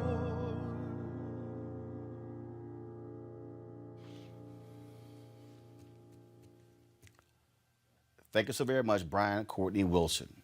Folks, there are a number of people in Hollywood who offered their reflections of of Chadwick Boseman, and here is Blair Underwood. Hey everybody, it's Blair Underwood. I just wanted to add my voice to the condolences and all of the comments and perspectives on the passing of our young King Chadwick Boseman. You know, I didn't know Chadwick well at all. We met once or twice, and I always gave him much respect for the success he was having in his career and representing us as a community and as a culture with all the iconic figures he played, i.e. Jackie Robinson and James Brown and Thurgood Marshall, and of course the monumental King T'Challa and Black Panther. And, you know, oftentimes people can underestimate the power of entertainment or the portrayal of characters and historical figures. But it is a phenomenal thing, and it inspires people, and encourages people, and it gives people hope, and that's what you did for us, young king. So rest in power, young king, and God bless you and your family and your loved ones. Peace. Actress Nori Vittoria studied at the same school as Chadwick did in the UK. Here's her tribute. Chadwick Boseman attended the British American Drama Academy in 1998. I attended in 2018, but the way his name was spoken on that campus every single day, it was like he was right there with us. We knew Chadwick was a presence beyond the screen. We saw him channel the stories of our ancestors with such ease, and yes, he had the training. Yes, he put in the hard work. But the way those stories chose him, the way they went through him with such power and purpose, it was as if he knew he was already close to being an ancestor. And now we know that he actually was. So I just want to exalt him for being the highest example of having one foot in the spirit world and one foot in a human body, and still bringing all the work ethic, still bringing all the talent, still bringing all the humanity. We can only hope to be so saintly. Thank you, Mr. Boseman, for what you've given us during your time on earth, and thank you for watching over us as an ancestor now, as I'm certain you knew you'd be. We love you, yesterday, today, forever. Here's actor Dondre Whitfield. So saddened by the loss of our brother Chadwick. Many people are going to talk about the loss of another great icon in our industry. Some people are going to talk about the loss of a powerful black person in our community. I just want to talk about the loss of your manhood, my brother. I wrote a book on manhood, but you embodied it. You didn't lead with your struggle. You just kept moving, kept doing what was necessary for you, for your family, for your community. I often say that acting is my passion, but activation is my purpose. Activation was certainly your purpose. You have activated all of us through your work and through your wisdom, and even more in the dignity of your death. We honor you, brother. Rest in power. Here for another eulogy of Chadwick Boseman is Pastor Jamal Bryant. Roland, thank you so much for giving me the honor and the distinct privilege to memorialize an icon of this age, and considered without any contesting the greatest thespian of this generation. Widely considered the white Viola Davis, Meryl Streep once said, "Acting is not about being someone different. It's finding the similarity in what is apparently different, then finding yourself in it." Michael Sherliff, in what's described as sacred text for actors, wrote a book entitled Audition. Michael describes acting as this: acting is standing up naked and then turning around slowly. James Lipton, who for 21 seasons hosted the venerated Inside the Actor's Studio, which were intensive interviews with some of the greatest actors of this era, from Denzel Washington to Sidney Poitier, frequently asked of the guests, "How do you prepare to be in character?" For the countless Sunday afternoons that I viewed, I was arrested with intrigue. And never once do I ever remember the question being posed, how do you get out of character?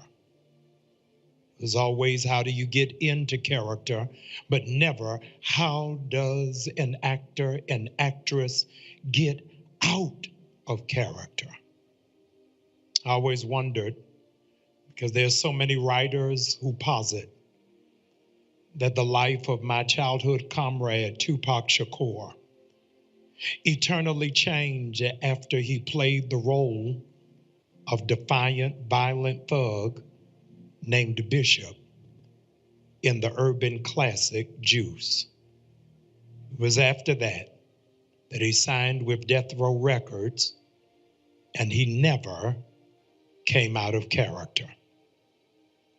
Chadwick Boseman, a consummate gentleman hewn out of the soil of Anderson, South Carolina, had a meteoric rise after graduating from the very same institution that produced Kamala Harris.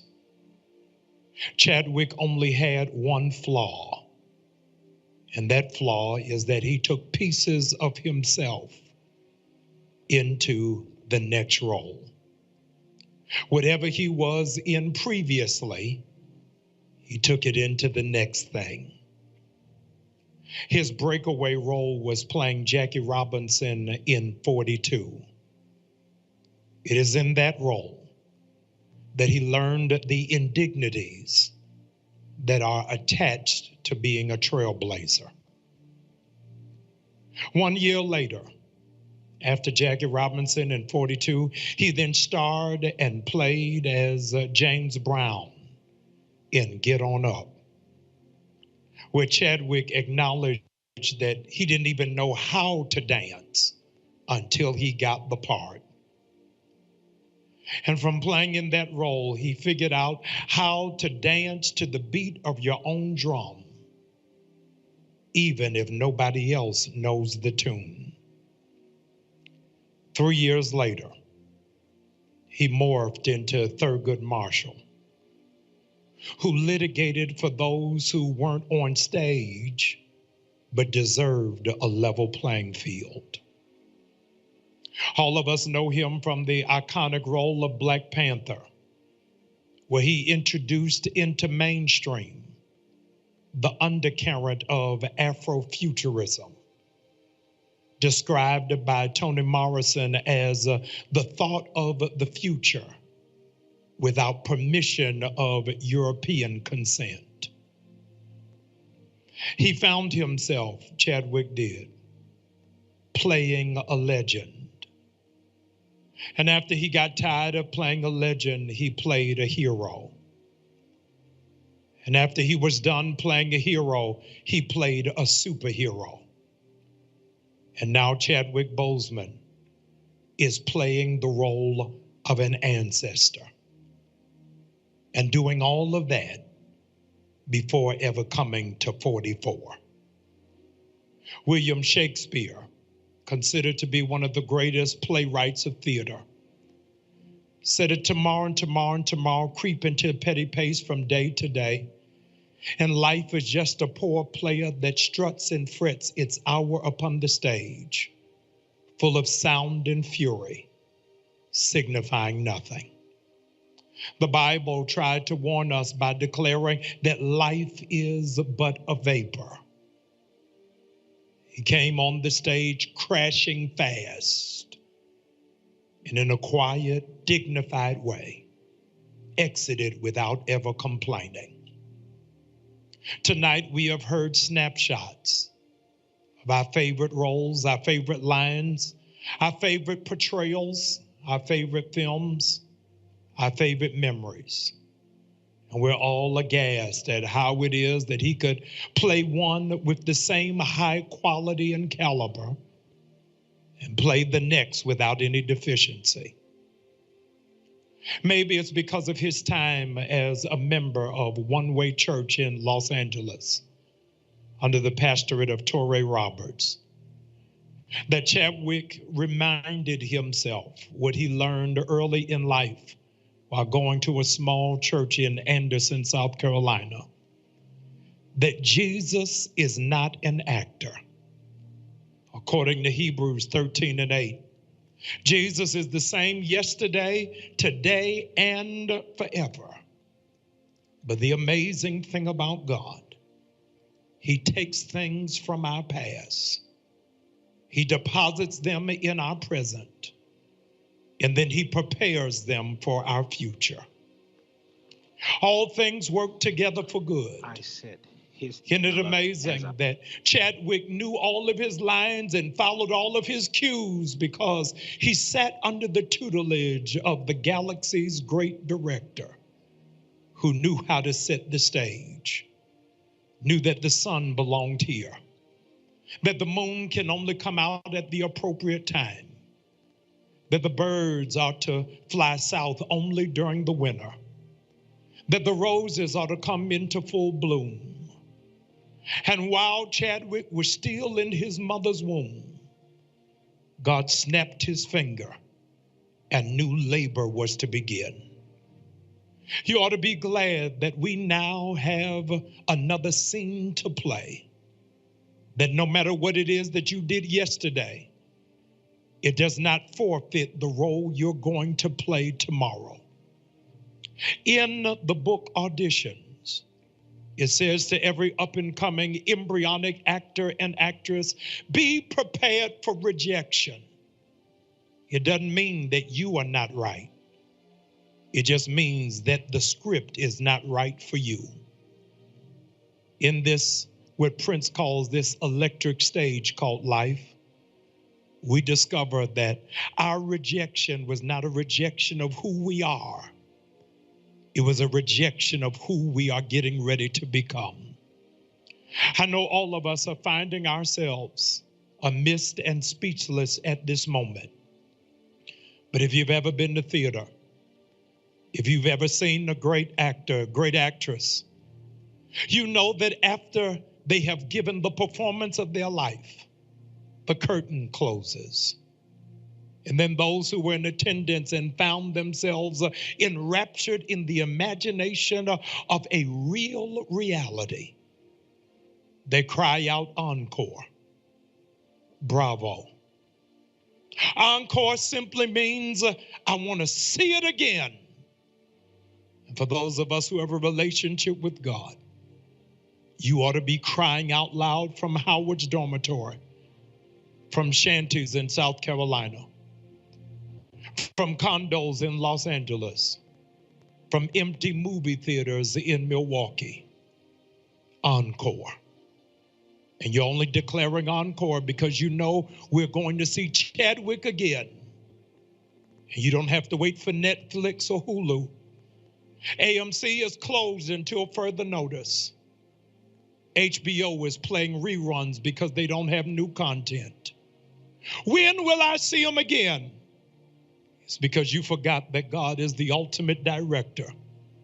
He said, when the trumpet sounds, the dead in Christ, like C.T. Vivian, Joseph Lowry, John Thompson, John Lewis, and God's actor, Chadwick Boseman, will come and take a bow.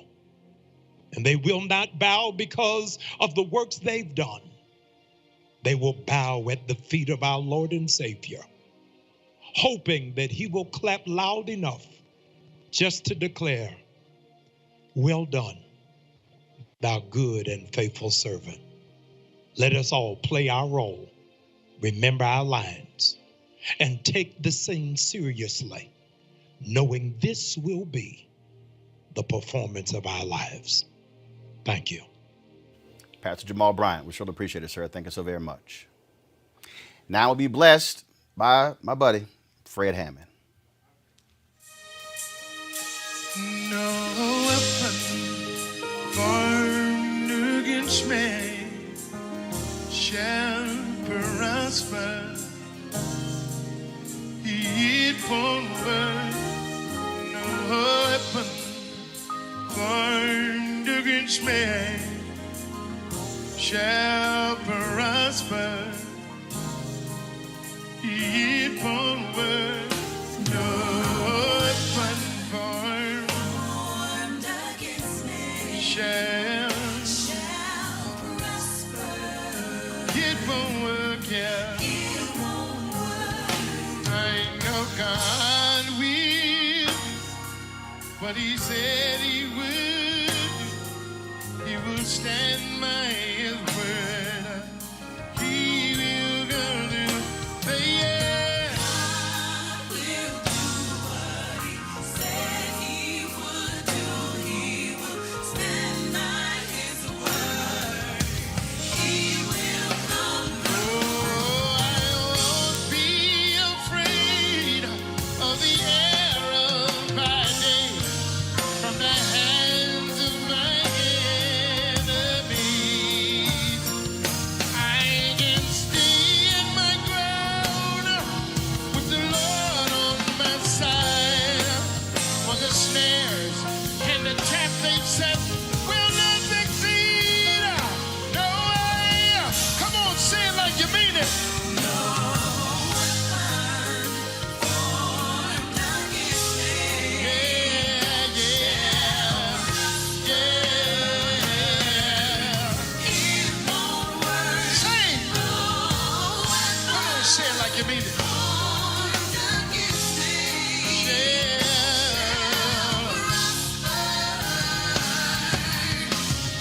Take it up. No.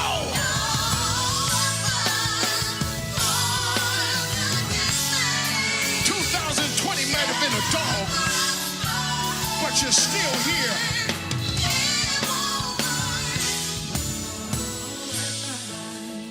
Formed against me shall prosper. It won't work. There just ain't one. There just ain't one. There just ain't one. There just ain't one. There just ain't one. There just ain't one. There just ain't one. There just ain't one. Oh no. Oh no. How many is it say? There just ain't one. How many is it say? There just ain't one. There just ain't one. There just ain't one. There just ain't one. No, no. There just ain't one. If you lose your job, there just ain't one. You don't see how you're gonna make it. There just ain't one. God has got your back and he's gonna hook you up there. Gonna hook you up there. Say, hook me up, Jesus. I need you, Jesus. I need you, Jesus. I need you, Jesus. If your mother and father forsake you, there just ain't one. If your friends talk about you like a dirty dog, it don't matter. It don't matter. Say it, no.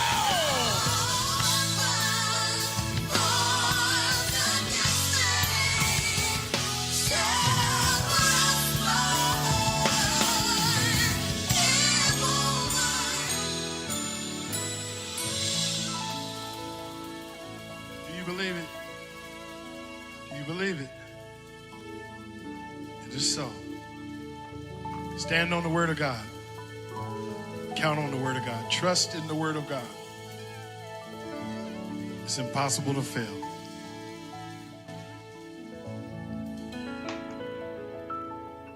We're now joined by entertainment journalist Jasmine Simpkins. Jasmine, welcome to Roland Martin Unfiltered. Hey, Roland, how are you doing? I'm sure, quite like you, there were a lot of opportunities. You had the opportunity to sit down and talk with Chadwick Boseman. Your thoughts, your remembrances?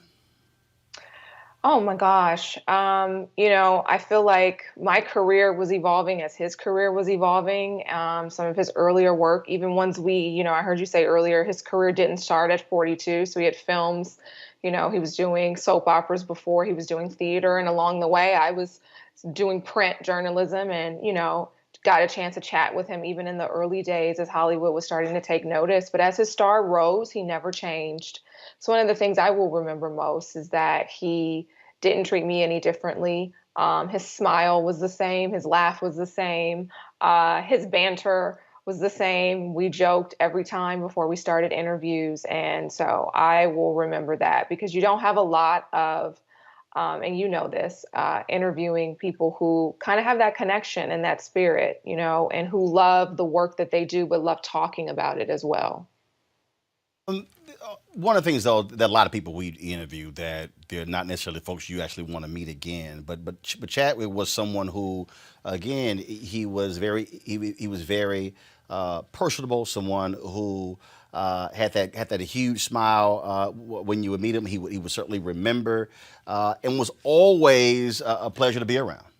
Yeah, for sure. That was definitely, and it was something that, you know, you also hear his co-stars say about him as well. His energy never changed. And to know that that energy was consistent while he was on this 4-year battle with cancer is just, it's inspiring, but it's also sad to know. And as I look back at interviews, knowing that as I was sitting across from him just in November, and his appearance was definitely different. He appeared a little bit more frail than normal.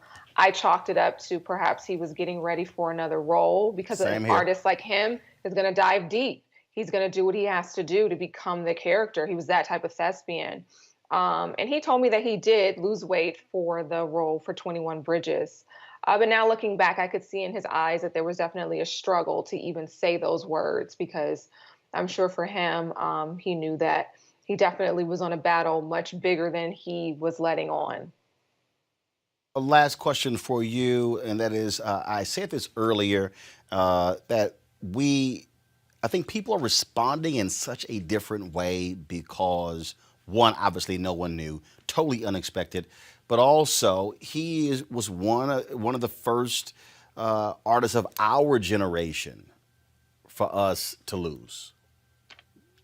Yeah, and for young kids to have a Black superhero, if you read the comic books, if you were a Marvel fan, you knew that T'Challa existed. But for him to be, you know, live and on the big screen, and for the film to have done $1 billion worldwide, meant that he resonated with not only young Black boys, but young children in general. And I think that's why this also hurts, because they found and had a superhero that looked like them. Little boys had something to look up to when they put that mask and that costume on. It took on a whole different meaning. And so I think this one hurts deep, because it was a long time coming. We've been waiting for our king. We've been waiting for our Black Panther, and for him to arrive in the anticipation even of a second film, you know, people were excited for that.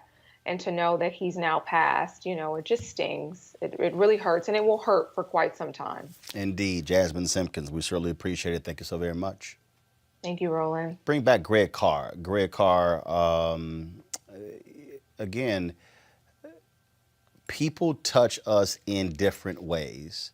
That is the power of art, and how we remember somebody certainly speaks to that. Is Greg still there? There we go. Yeah. Go ahead, Greg. Yeah, I'd say very quickly, first of all, for the folks worried about Black Panther, as somebody who's been collecting comic books, like I said, for over 40 years, if you know the comic arc in Marvel, Shuri becomes the Black Panther in recent years. I'm expecting Letitia Wright. I mean, we don't know what's going to happen, but I think this is an opportunity, even in the Marvel universe, to introduce even another level of African spirituality. They could very well continue to have Brother Chad's image, Brother Chad existing in the ancestral realm with his father and all the previous Panthers. And if it follows the arc of the comic, Shuri will become the Black Panther. But in terms of where he fits, I think Jasmine summed it up beautifully, brother. The thing about film actors is they occupy our imagination long after they've transitioned. Right. Whether it be Paul Robeson, whether it be, you know, Sidney Poitier, who's still with us. But from Poitier to Denzel Washington, now we have Viola Davis. We can think about all of the great iconic figures. Chadwick Boseman's ability to channel the spirit of iconic Black figures. And then in his kind of I don't know, valedictory turn, really, even though he did the Five Bloods. We're waiting on Ma Rainey's Black Bottom, which really tells you as well about the choices he made as an artist. I mean, to do August Wilson's piece is very important with Denzel Washington producing. But for him to give a valedictory of sorts with T'Challa, really, and then make transition in the way that he has with us, as Jasmine said, anticipating the future, really opens the way for us to consider the nature and role of spirituality from African perspective. You've curated that for us tonight with the eulogies, with the music. African people have never believed that the thing you see with your eye is even the principal thing. It is the thing you cannot see. It is the aspiration to connect to the thing you cannot see. Our ancestors are always with us, as the Creator is always with us. And the life of Chadwick Boseman, not only in his what he played, but how he lived, is a testament to that, brother. It's a beautiful thing.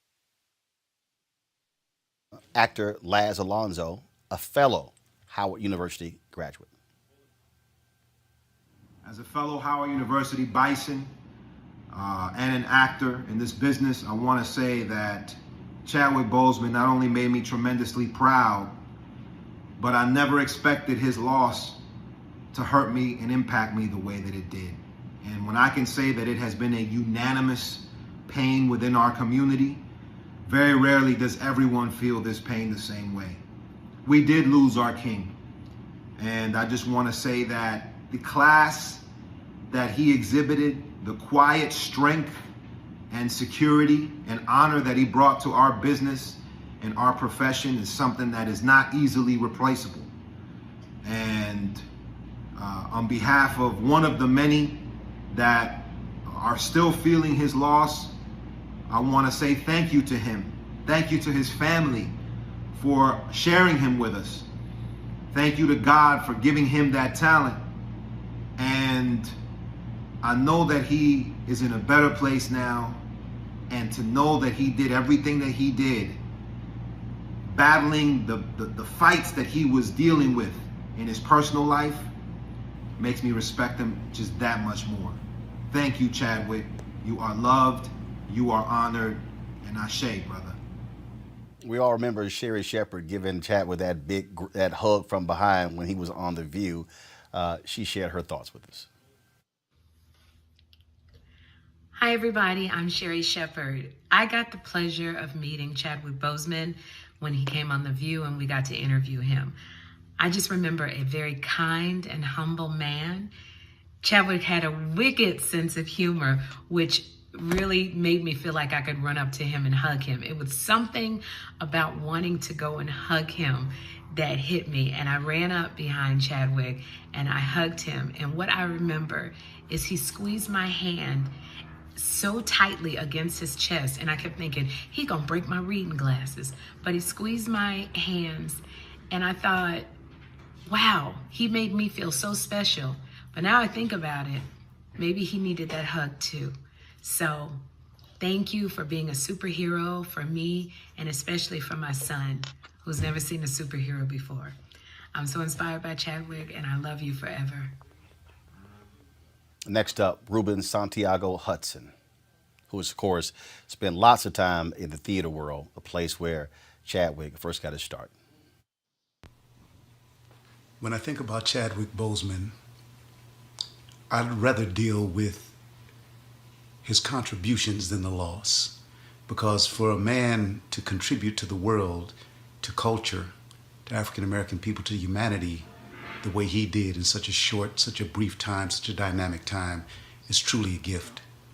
The way he walked in strength and dignity, in grace, generosity, power, was just a beautiful thing to behold. So we will miss you, Chadwick, but we will never forget the impact that you have had on all of us. Thank you. Thank you so much. Next voice you'll hear is Reverend Freddie Haynes, but before we hear from him, a selection from Gerald Albright. Greetings, Gerald Albright here, celebrating the life of the incredible, the incomparable Chadwick Boseman. I didn't get a chance to meet him while he was here, but I felt like I knew him through his work as a phenomenal actor. and we have a whole legacy of his work to remember him by. I'd like to send condolences and prayers to his family, and I also like to, at this time, dedicate a song that I wrote a few years back that's very close to my heart. This is entitled The Gospel.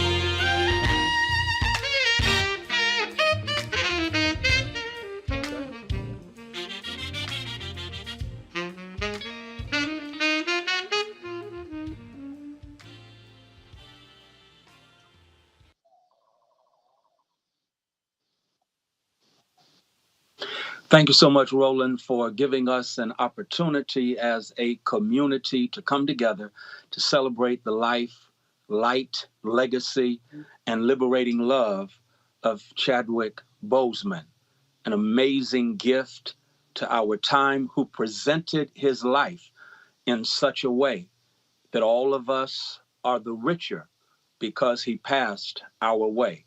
Thank you, Roland, for blessing us so that somehow we are able to gain even from this loss as we ponder and reflect upon his life and his legacy.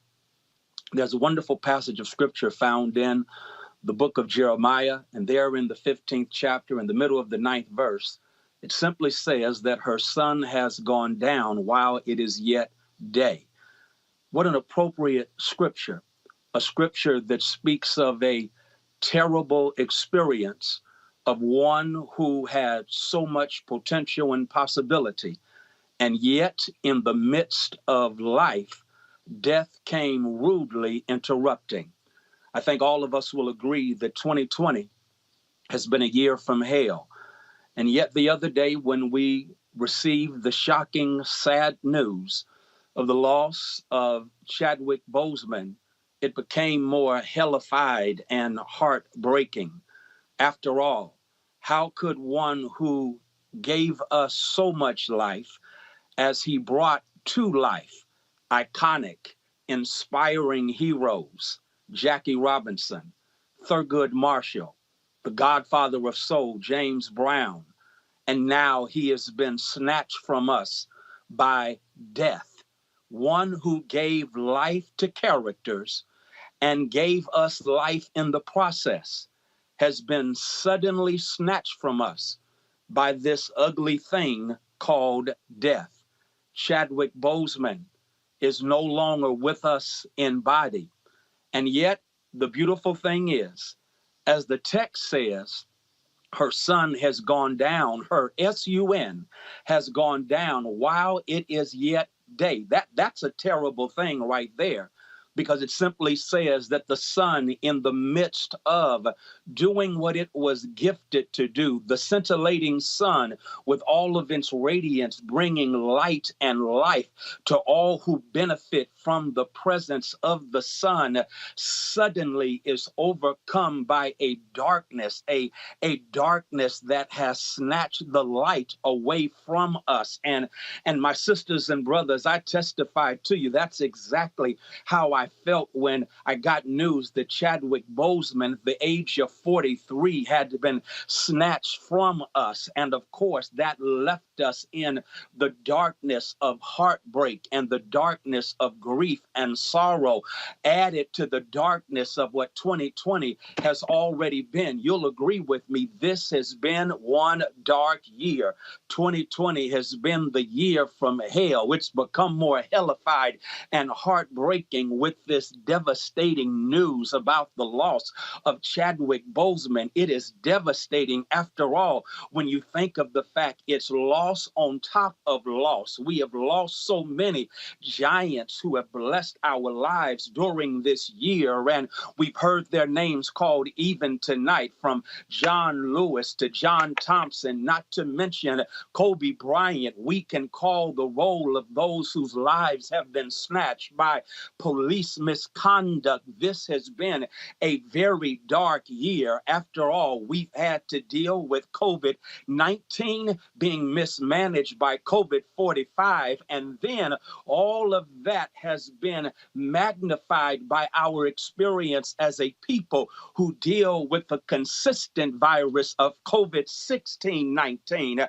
COVID-19 reminds us that we live in the darkness of a nation that was, to remix scripture, born in white supremacy and shaped by racism. This is a dark time in which we find ourselves. And yet, my sisters and brothers, as we think of the darkness that we are now experiencing of sorrow and grief, don't forget the text says that her sun, her sun, has gone down while it is yet day. And if you've ever seen a sunset, you recognize that even a premature sunset After you no longer can see the beauty of the radiant, scintillating sun, yet a glow remains the sky. The sky is still aglow, though you cannot see the sun. And so that is the good news I leave all of us with, and that is, even though his sun has set far too early,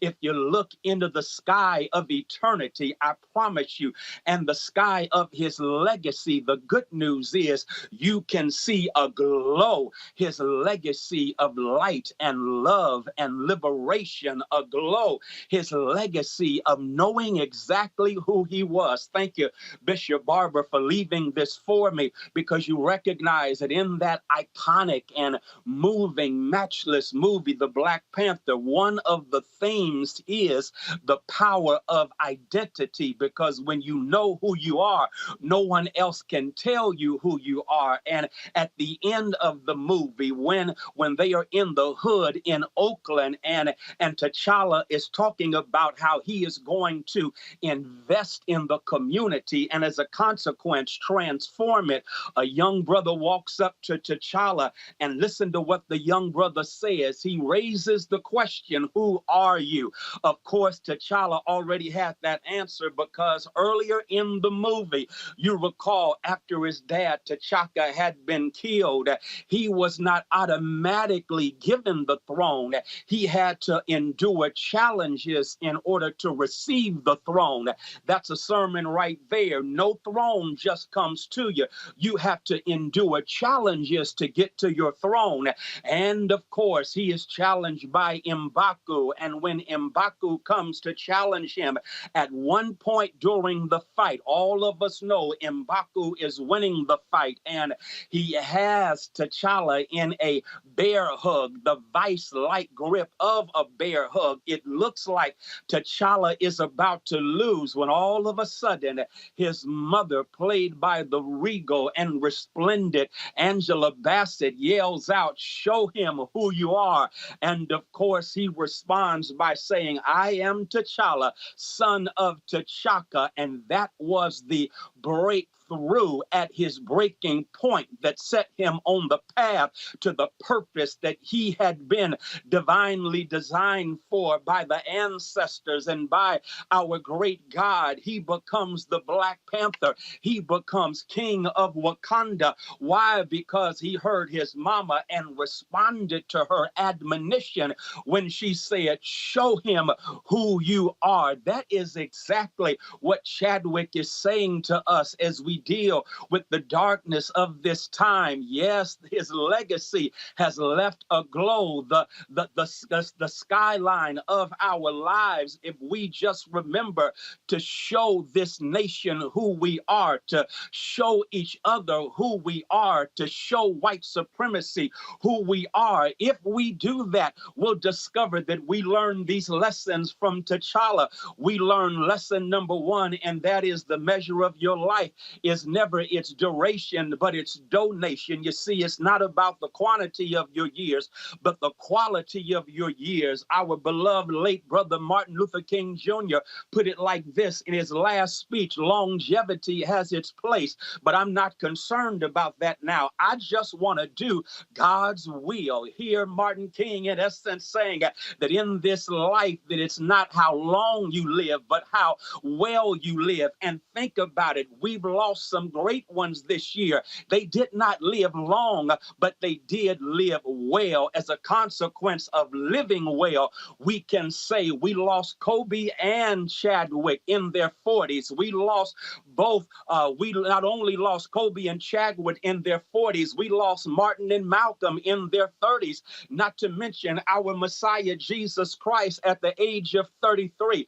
But all of them let us know that in this life, a long life is not good enough, but a good life is always long enough. And so the measure of your life is not how long you live, it's how well you live. It's not its duration, but its donation. But then also, Chadwick says to all of us, as I see the sky aglow with his legacy and lessons from his legacy, he shares with us that you can, here it is, overcome your private battles off stage as long as you keep fighting for your community and giving life on stage. Is that not what he did for us? We did not know that he was fighting a death-dealing disease. We did not know that he had been captured by cancer because he kept on fighting anyhow. And of course, he testified during that majestic oration when he gave the commencement speech at Howard University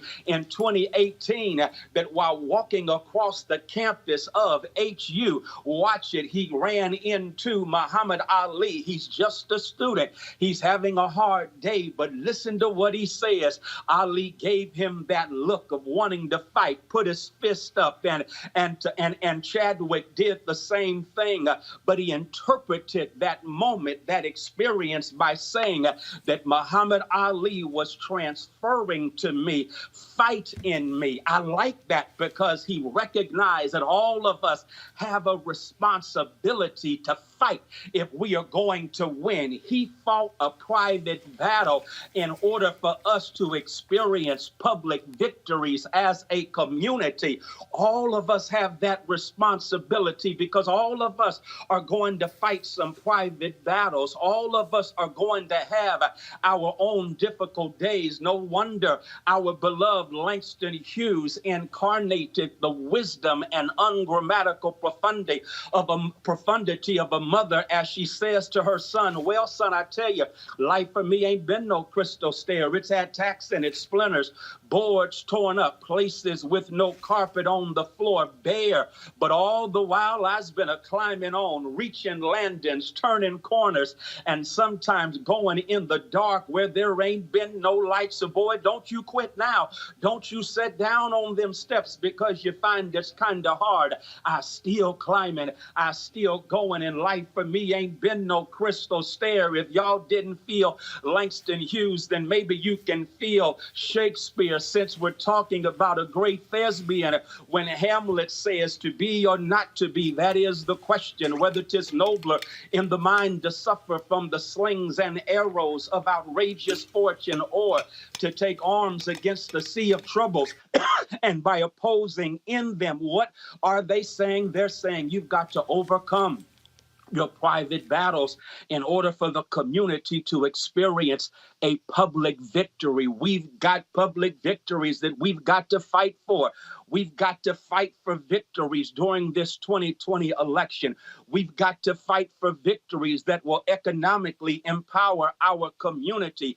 After all, I guess the last thing I'll say about Chadwick, and that is when you are, here it is, captivated by your conscience, it will make you conscious, so you will never compromise your convictions, and it will always benefit your community. That's the last thing I'll say about my man Chadwick, because he testified right there at Howard during that commencement speech that he had already won a role on a soap opera. He did not give away the soap opera, and they gave him a role that was somewhat stereotypical. But guess what Chadwick said? He went in to talk about that role, and he spoke about that role to the persons in power and gave them some insight as to how they could enhance the role and make the role better. The next day, he got word that they were going in another direction, and because they went in another direction, he discovered that sometimes God uses other folks rejecting us to redirect us. I'll give it to you like this: their rejection is for our redirection. I'm glad that he was rejected, because if he had not been rejected, he may have been lost in a stereotypical role right there that had demeaned his talent, and he may have been stuck in soap opera land. But because he was rejected, he was redirected, and that put him on a path toward purpose, and that path led him to play Thurgood Marshall, James Brown, Jackie Robinson. It set him up to play, no, to become our superhero, both on screen and off stage. Why? Because he simply had convictions. And one poet puts it like this: many a somebody who fell into line became a nobody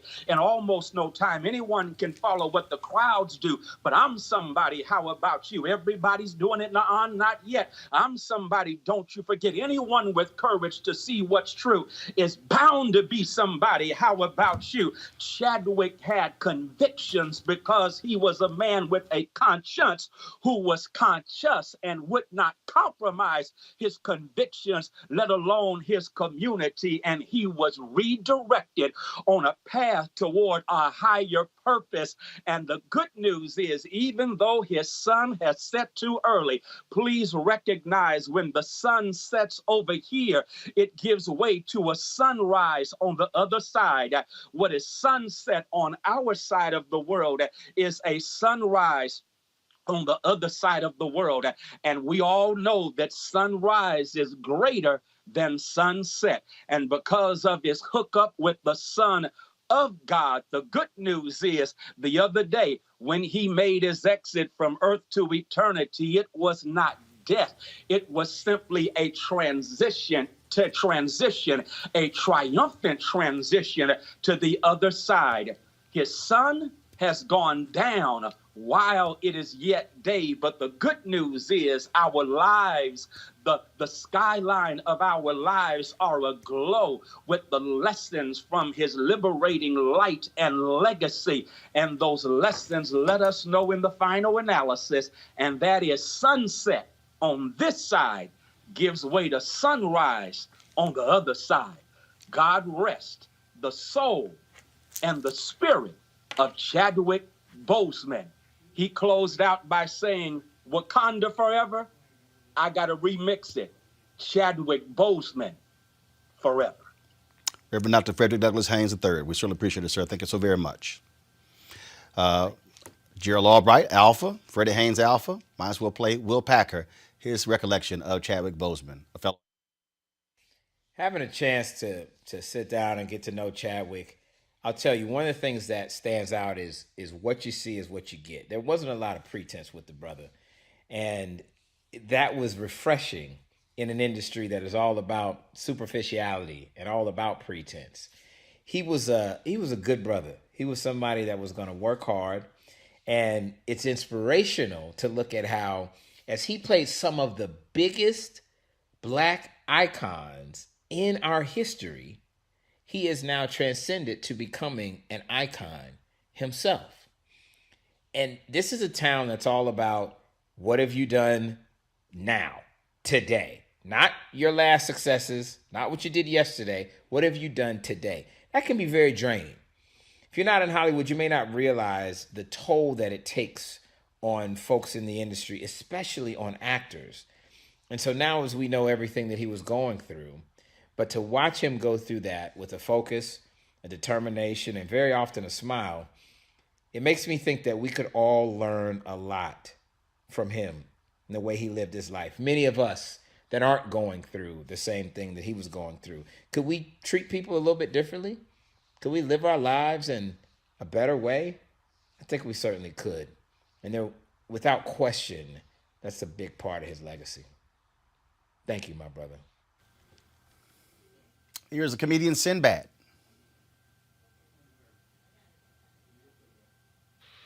Hey, my name is Sinbad, and I'm doing this in honor of my friend, Chadwick Boseman. When I say my friend, I've only met him twice in my life. It's not like we had a relationship. But he's one of those brothers, even though he's like 20 years younger than me, 21 years younger than me, that had an influence on me. So we end up calling him friend, even though you don't really know him that way, but you feel like you know him because of what he brought to you. Not just from the movies. The movies was one aspect of his life. That's what I love about when the entertainer is at another level, where it's beyond making movies. It's what you say. It's your statements in life. Like LeBron James with sports, but the statement he makes in life when he builds high schools and schools. I mean, it's like that.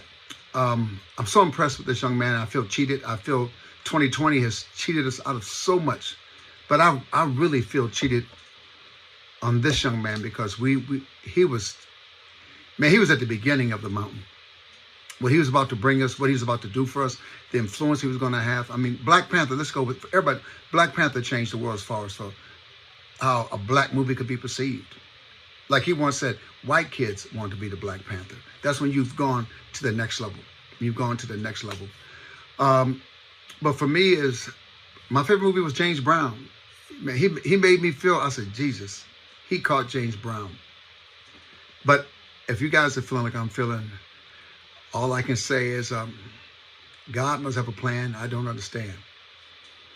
Well, we don't really understand God, do we? But he really got me on that one.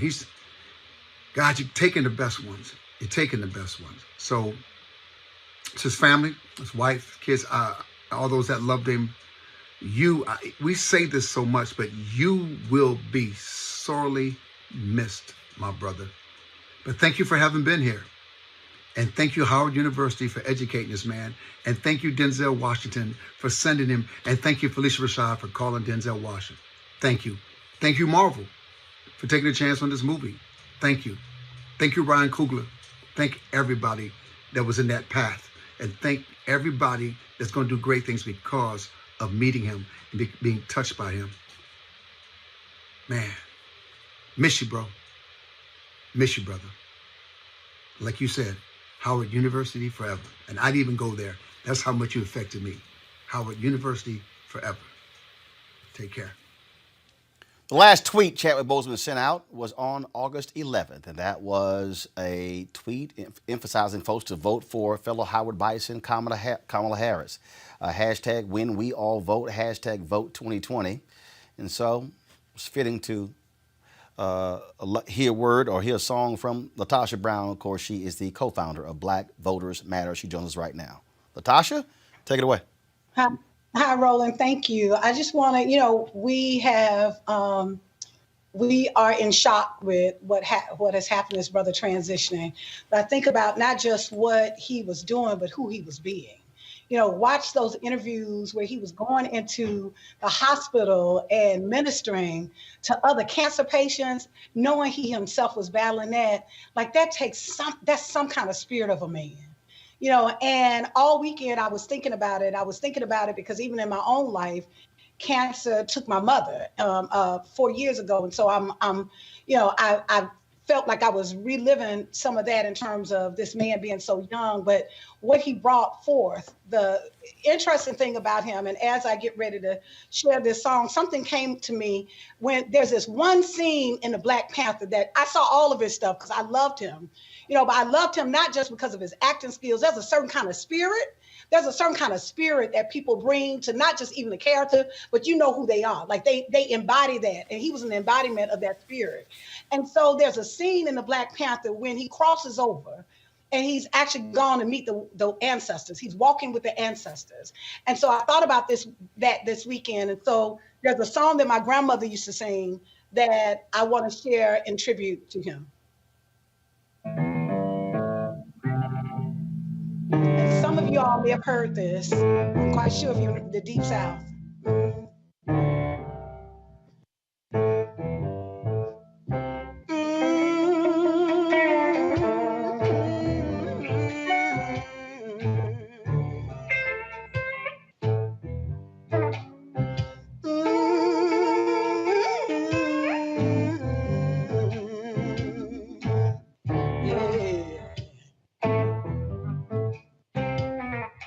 Walk with me, Lord. Won't you walk with me?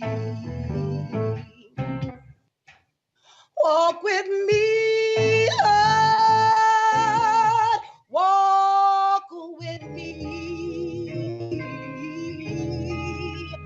All along this tedious journey,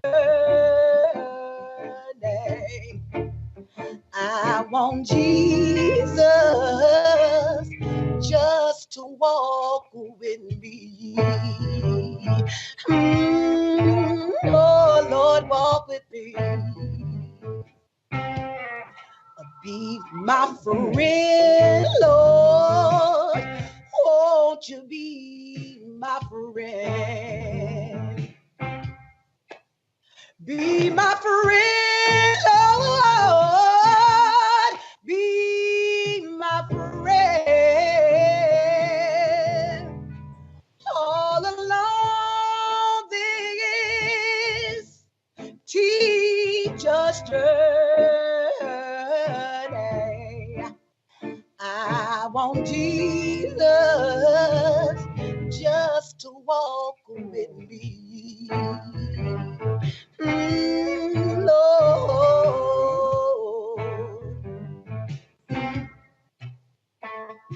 And we even take this moment now in the spirit of our brother Chadwick to the others that we've lost that are also walking with the ancestors, that those of us that are here in his family, I just pray for their peace and their comfort in this moment, that as we are walking on this teacher's journey, that we learn from the legacy of what he left behind to leave everything that God has given us, our gift, to inspire the world and move the world.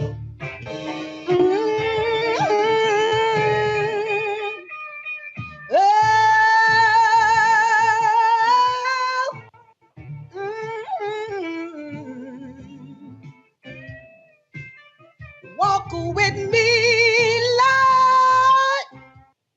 Oh, walk with me, yeah. Walk with me, Lord. I need you to walk with me as I'm on this teacher's journey. I want Jesus to walk with me, yeah, in the midnight hour, Lord. Walk with me, Lord. Walk with me. Walk with me, Lord. Walk with me. In that spirit, I just want to share. Thank you, Roland, for allowing me to be a part of this tribute. I hope that we walk just as that brother walked, that we walk with the Lord, that we walk in this space of our power, remembering who we are, and that this election where we're talking about voting, that we're voting not necessarily just for a candidate, but we're voting for us. We're voting for our ancestors, that we are literally voting that our community can get what it needs, that we can literally reduce the harm in our community, that we stand in that space of remembering who we are. And yes, it is important because we do have power. Thank you, Roland. We certainly appreciate it, Latasha Brown. Thank you so very much. Folks, I told you earlier when we were at Howard University, when we were there in 2017, when Marshall, it was a Q&A. It was a Q&A for Marshall. And it was the first time that Chadwick Boseman had returned to Howard University since he had graduated in 2000. And he was absolutely blown away by the reaction. So I just want to show y'all the reaction, but also I was going through my video archives and totally forgot, didn't even realize the video captured us backstage, him talking about how those students made him feel. Watch this.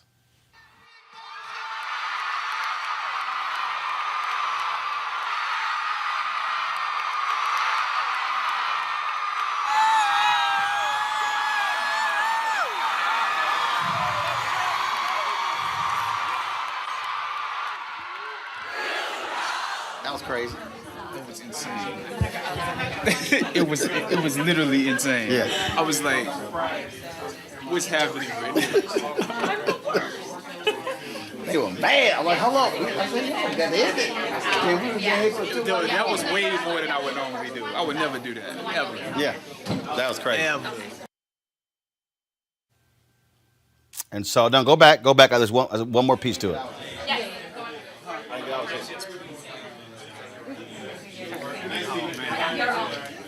Good with it, baby. Always good.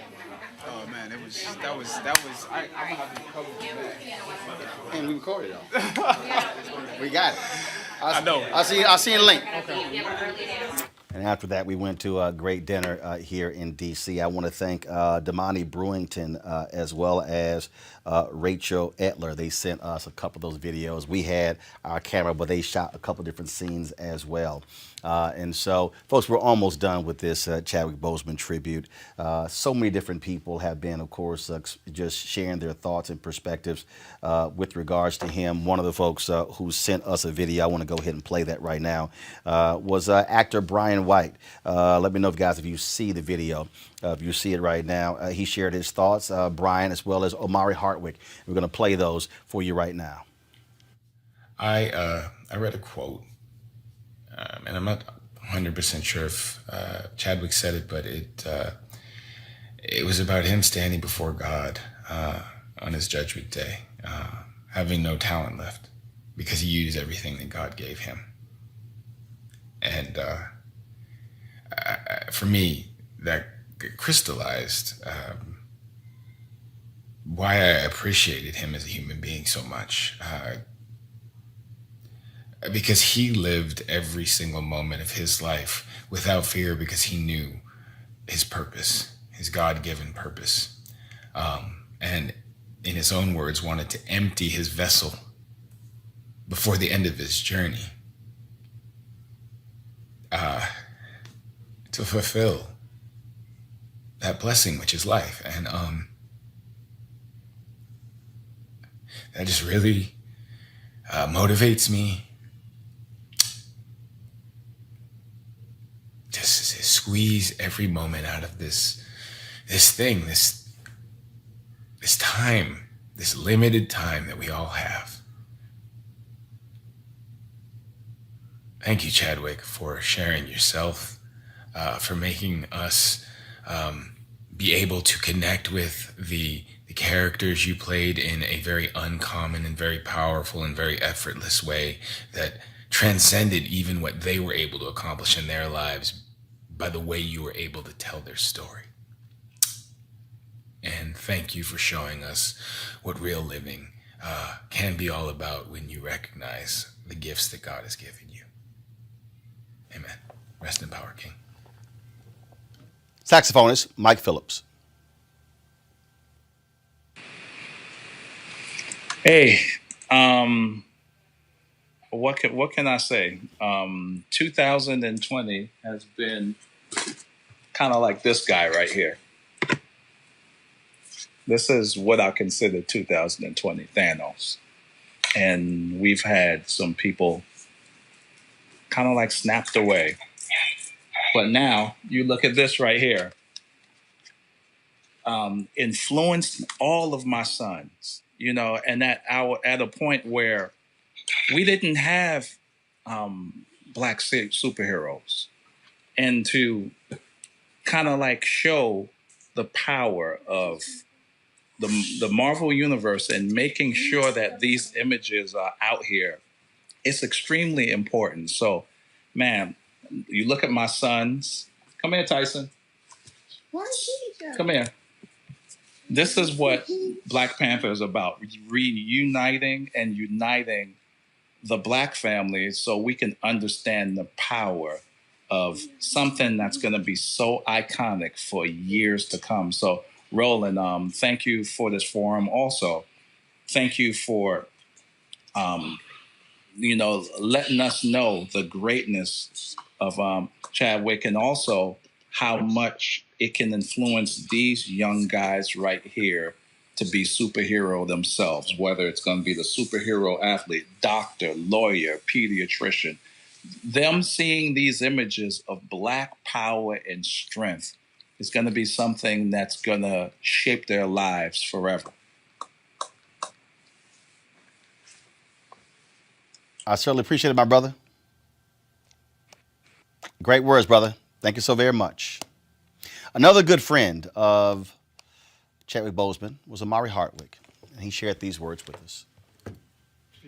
There are these moments in your life, in your journey, no matter your age, no matter your gender, ethnicity, creed, religious beliefs, political beliefs, social status, socioeconomic status, it doesn't matter. These moments, they make up your life and how you learn to deal with life and adversity, or the reception of joy or beautiful news, moments of metaphorical or symbolic inspiration or actual inspiration. And I never try to lock on to the moments too much, because you can get stuck in those moments and find yourself not really navigating beyond them. But one that did sort of freeze me, and maybe all of the above aforementioned, I felt pain first and foremost, anger, confusion, loneliness, a coldness, when on the 28th of August in this year of 2020, where seemingly the only power of 2020 vision or essence has been that of God, because none of us can quite put together in a mathematical equation or any kind of summation or hypotheses what the heck is going on in this year that will undoubtedly go down in history as a year we've never had prior. And in this one moment within that year of learning of the passing of a dear friend, a brother who happened to be a king, born as such in the beautiful South where I was born, he being from South Carolina, from a beautiful parent base in his mother and father, and me being born in Georgia, and then learning that he was, as much as he was born into beauty and into purpose and high level ordainment, much of which we can't even comprehend in the mortal space, he was now leaving us in the flesh. And again, that moment rocked me, and it made me immediately equally celebrate what we got as a people, as a respective colleague and peer and brother, friend of his within our industry of filmmaking. What we got equally, being around him, being able to learn from him, learn with him, share with him. And it made me feel a sense of pride and joy that our paths had crossed, that path crossed in the latter parts of 2007, when Chadwick auditioned me for an independent film, of which never went, but upon the ending or the completion of the audition, when he asked me, who my agent was, of course, as an actor, being auditioned by this young filmmaker fresh out of film school, Howard University, I was under the assumption he was asking in terms of just sort of shouting me out in the audition, or liking enough of whatever I did in the audition to ask who repped me. And soon come, within a year of that question, I learned that he was an actor, and in fact a hellified actor, and took on my agent. Actually, as I left that agent, Chadwick went to the agent, almost like clockwork. And so I felt forever connected to him. Whenever we would see each other, there was a bond immediately, and it maintained itself. I always count myself lucky and stated such in my honoring of him the morning after he passed away, and stating that, I was simply honored. Can't say it beyond that word. I was honored to be a competitor, and of course I meant that of being able to compete for roles with him, or in that pool of small number of African American actors our age who are competing for a very minuscule or minimized number of roles, because of Chadwick being who he was and his power that he was able to exemplify within this space of characters portrayed that actually lived in an iconic manner, that being Jackie Robinson, Thurgood Marshall, James Brown, and then of course King T'Challa and Ryan Coogler and Marvel's beautiful turn of Black Panther, which his performance of course was nothing short of brilliant. I was simply honored to be in the conversation whenever there was a conversation at the tables and talking about the genius that this man possessed, in a very similar way to LeBron James stating the same when the untimely death of Kobe Bryant in a very similar tragic way occurred, and LeBron being able to say, I honored the fact that I was able to compete with you. Analogous to sport, which our objective world of art is not that of sport, but equally, it was such an honor, man, to be able to be in the same room, even in mention, even if not literally, just in mention or utterance with a guy like Chad, who again, I love from the moment I met him. I felt his power, his nobility from the moment we met. And he was able to beautifully insert that, supplant it, implement it in every single role he played to the T. Speaking of the T, 7 years, number of completion from the moment that the film Jackie Robinson came out, where he beautifully got down in honoring Jackie Robinson, and then ironically passing on Jackie Robinson's day of honor, and getting down on that film with our mutual friend and sister, and that being Nicole Bahari. In 2013, it gets released, and in 2020, in flesh, he gets released and brought back to the heavens, where God is smiling and crowning him a new crown, an even bigger crown, a brighter crown for the king of all kings, and that being my brother. I just gotta say, I honor you, Chadwick. I honor your parents, man. I honor you, Simone, the beloved wife and partner in art and in love and in timeless nature to your king. And that being Chadwick, I honor you, Simone, and whatever you would ever need from me and my tribe. I had the honor of meeting you that night, of course, at the New York premiere of Black Panther, and whatever you would ever need from us, please don't hesitate to just ask, but a phone call away. And of course, I honor you, Chadwick. What you did, man, again, is nothing short of genius. In 7 years, again, the number of completion, what you created in art, an indelible mark left in footprint, like dinosaurs leaving footprint on this earth, bro. You just did it. You did it like no other. And the explosion of what God can create in such a brevity of moment, and then call it Chadwick Boseman in his career. And for us all to be able to celebrate that forever. I mean, you are just immortalized, and I'm just super honored to be asked by TV One, by Roland Martin, and by fellow producers to just lend whatever I have to share and what my experiences are, and having known Chad and having honored him and having walked, next to him side by side and being a colleague, a peer, again, a fellow African-American male actor who was able to say, Chadwick had crossed my path, and I was honored in crossing his. And so we were tight, and we always acknowledged each other, and I appreciate that. I think about this movie that ironically I just watched last night, and one character asked the other character, am I gonna die? And of course, the character who was asked the question, he looked at the character who asked the question, and he said, absolutely, sure you are, of course, but that's not the question. The question is, will they tell great stories about you when you die? And Chadwick, brother, some of the best stories. And 43 very brief but very long, powerful, potent, incomparable years on this thing called Earth. Yours are the stories of legend, of iconic proportion.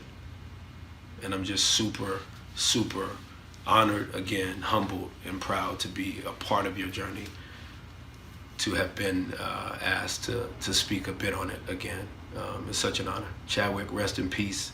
You king, you man, you husband, you son, you uncle, you friend, you cousin, you grandson, you colleague, you brother. God bless you, man. Peace, guys.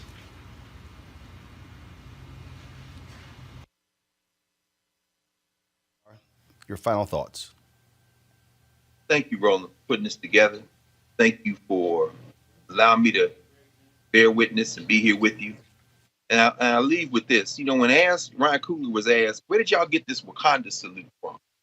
And he said, we got it from the pharaohs of Africa. And we got it because the cross symbol in American Sign Language means either hug or love.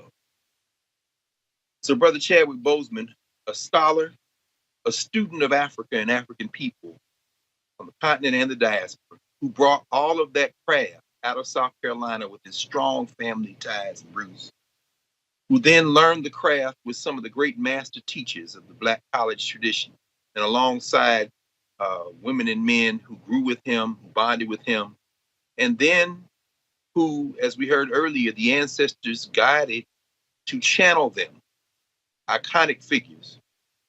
When we see him cross there, that's not just Wakanda Forever in the movie. That is a symbol of ancestral repose. This is the way the pharaohs were buried.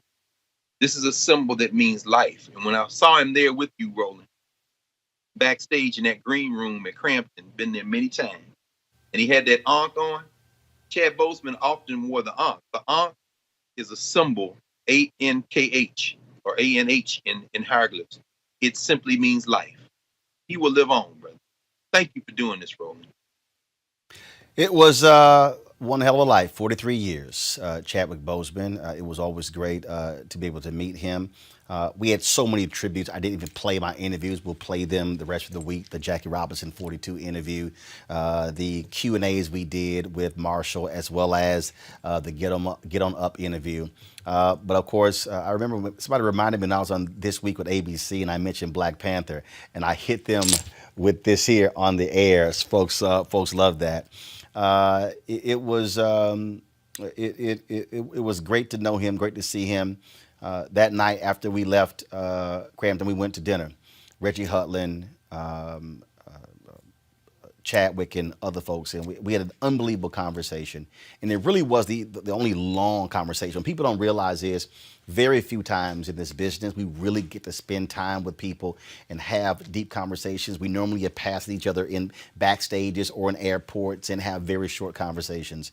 It was great to have an opportunity to communicate with Chadwick. We'd text back and forth, and he was simply a great brother. And I was contemplating how we wanted to end this, and so I reached out to my dear friend Kirk Whalum, and he has an amazing rendition of Precious Lord, and he gave us permission to use this, and so we're going to close this tribute to Chadwick Boseman out with this Precious Lord, Take My Hand by Kirk Whalum. Chadwick, we love you, we miss you, and prayers for your family as they move on without you.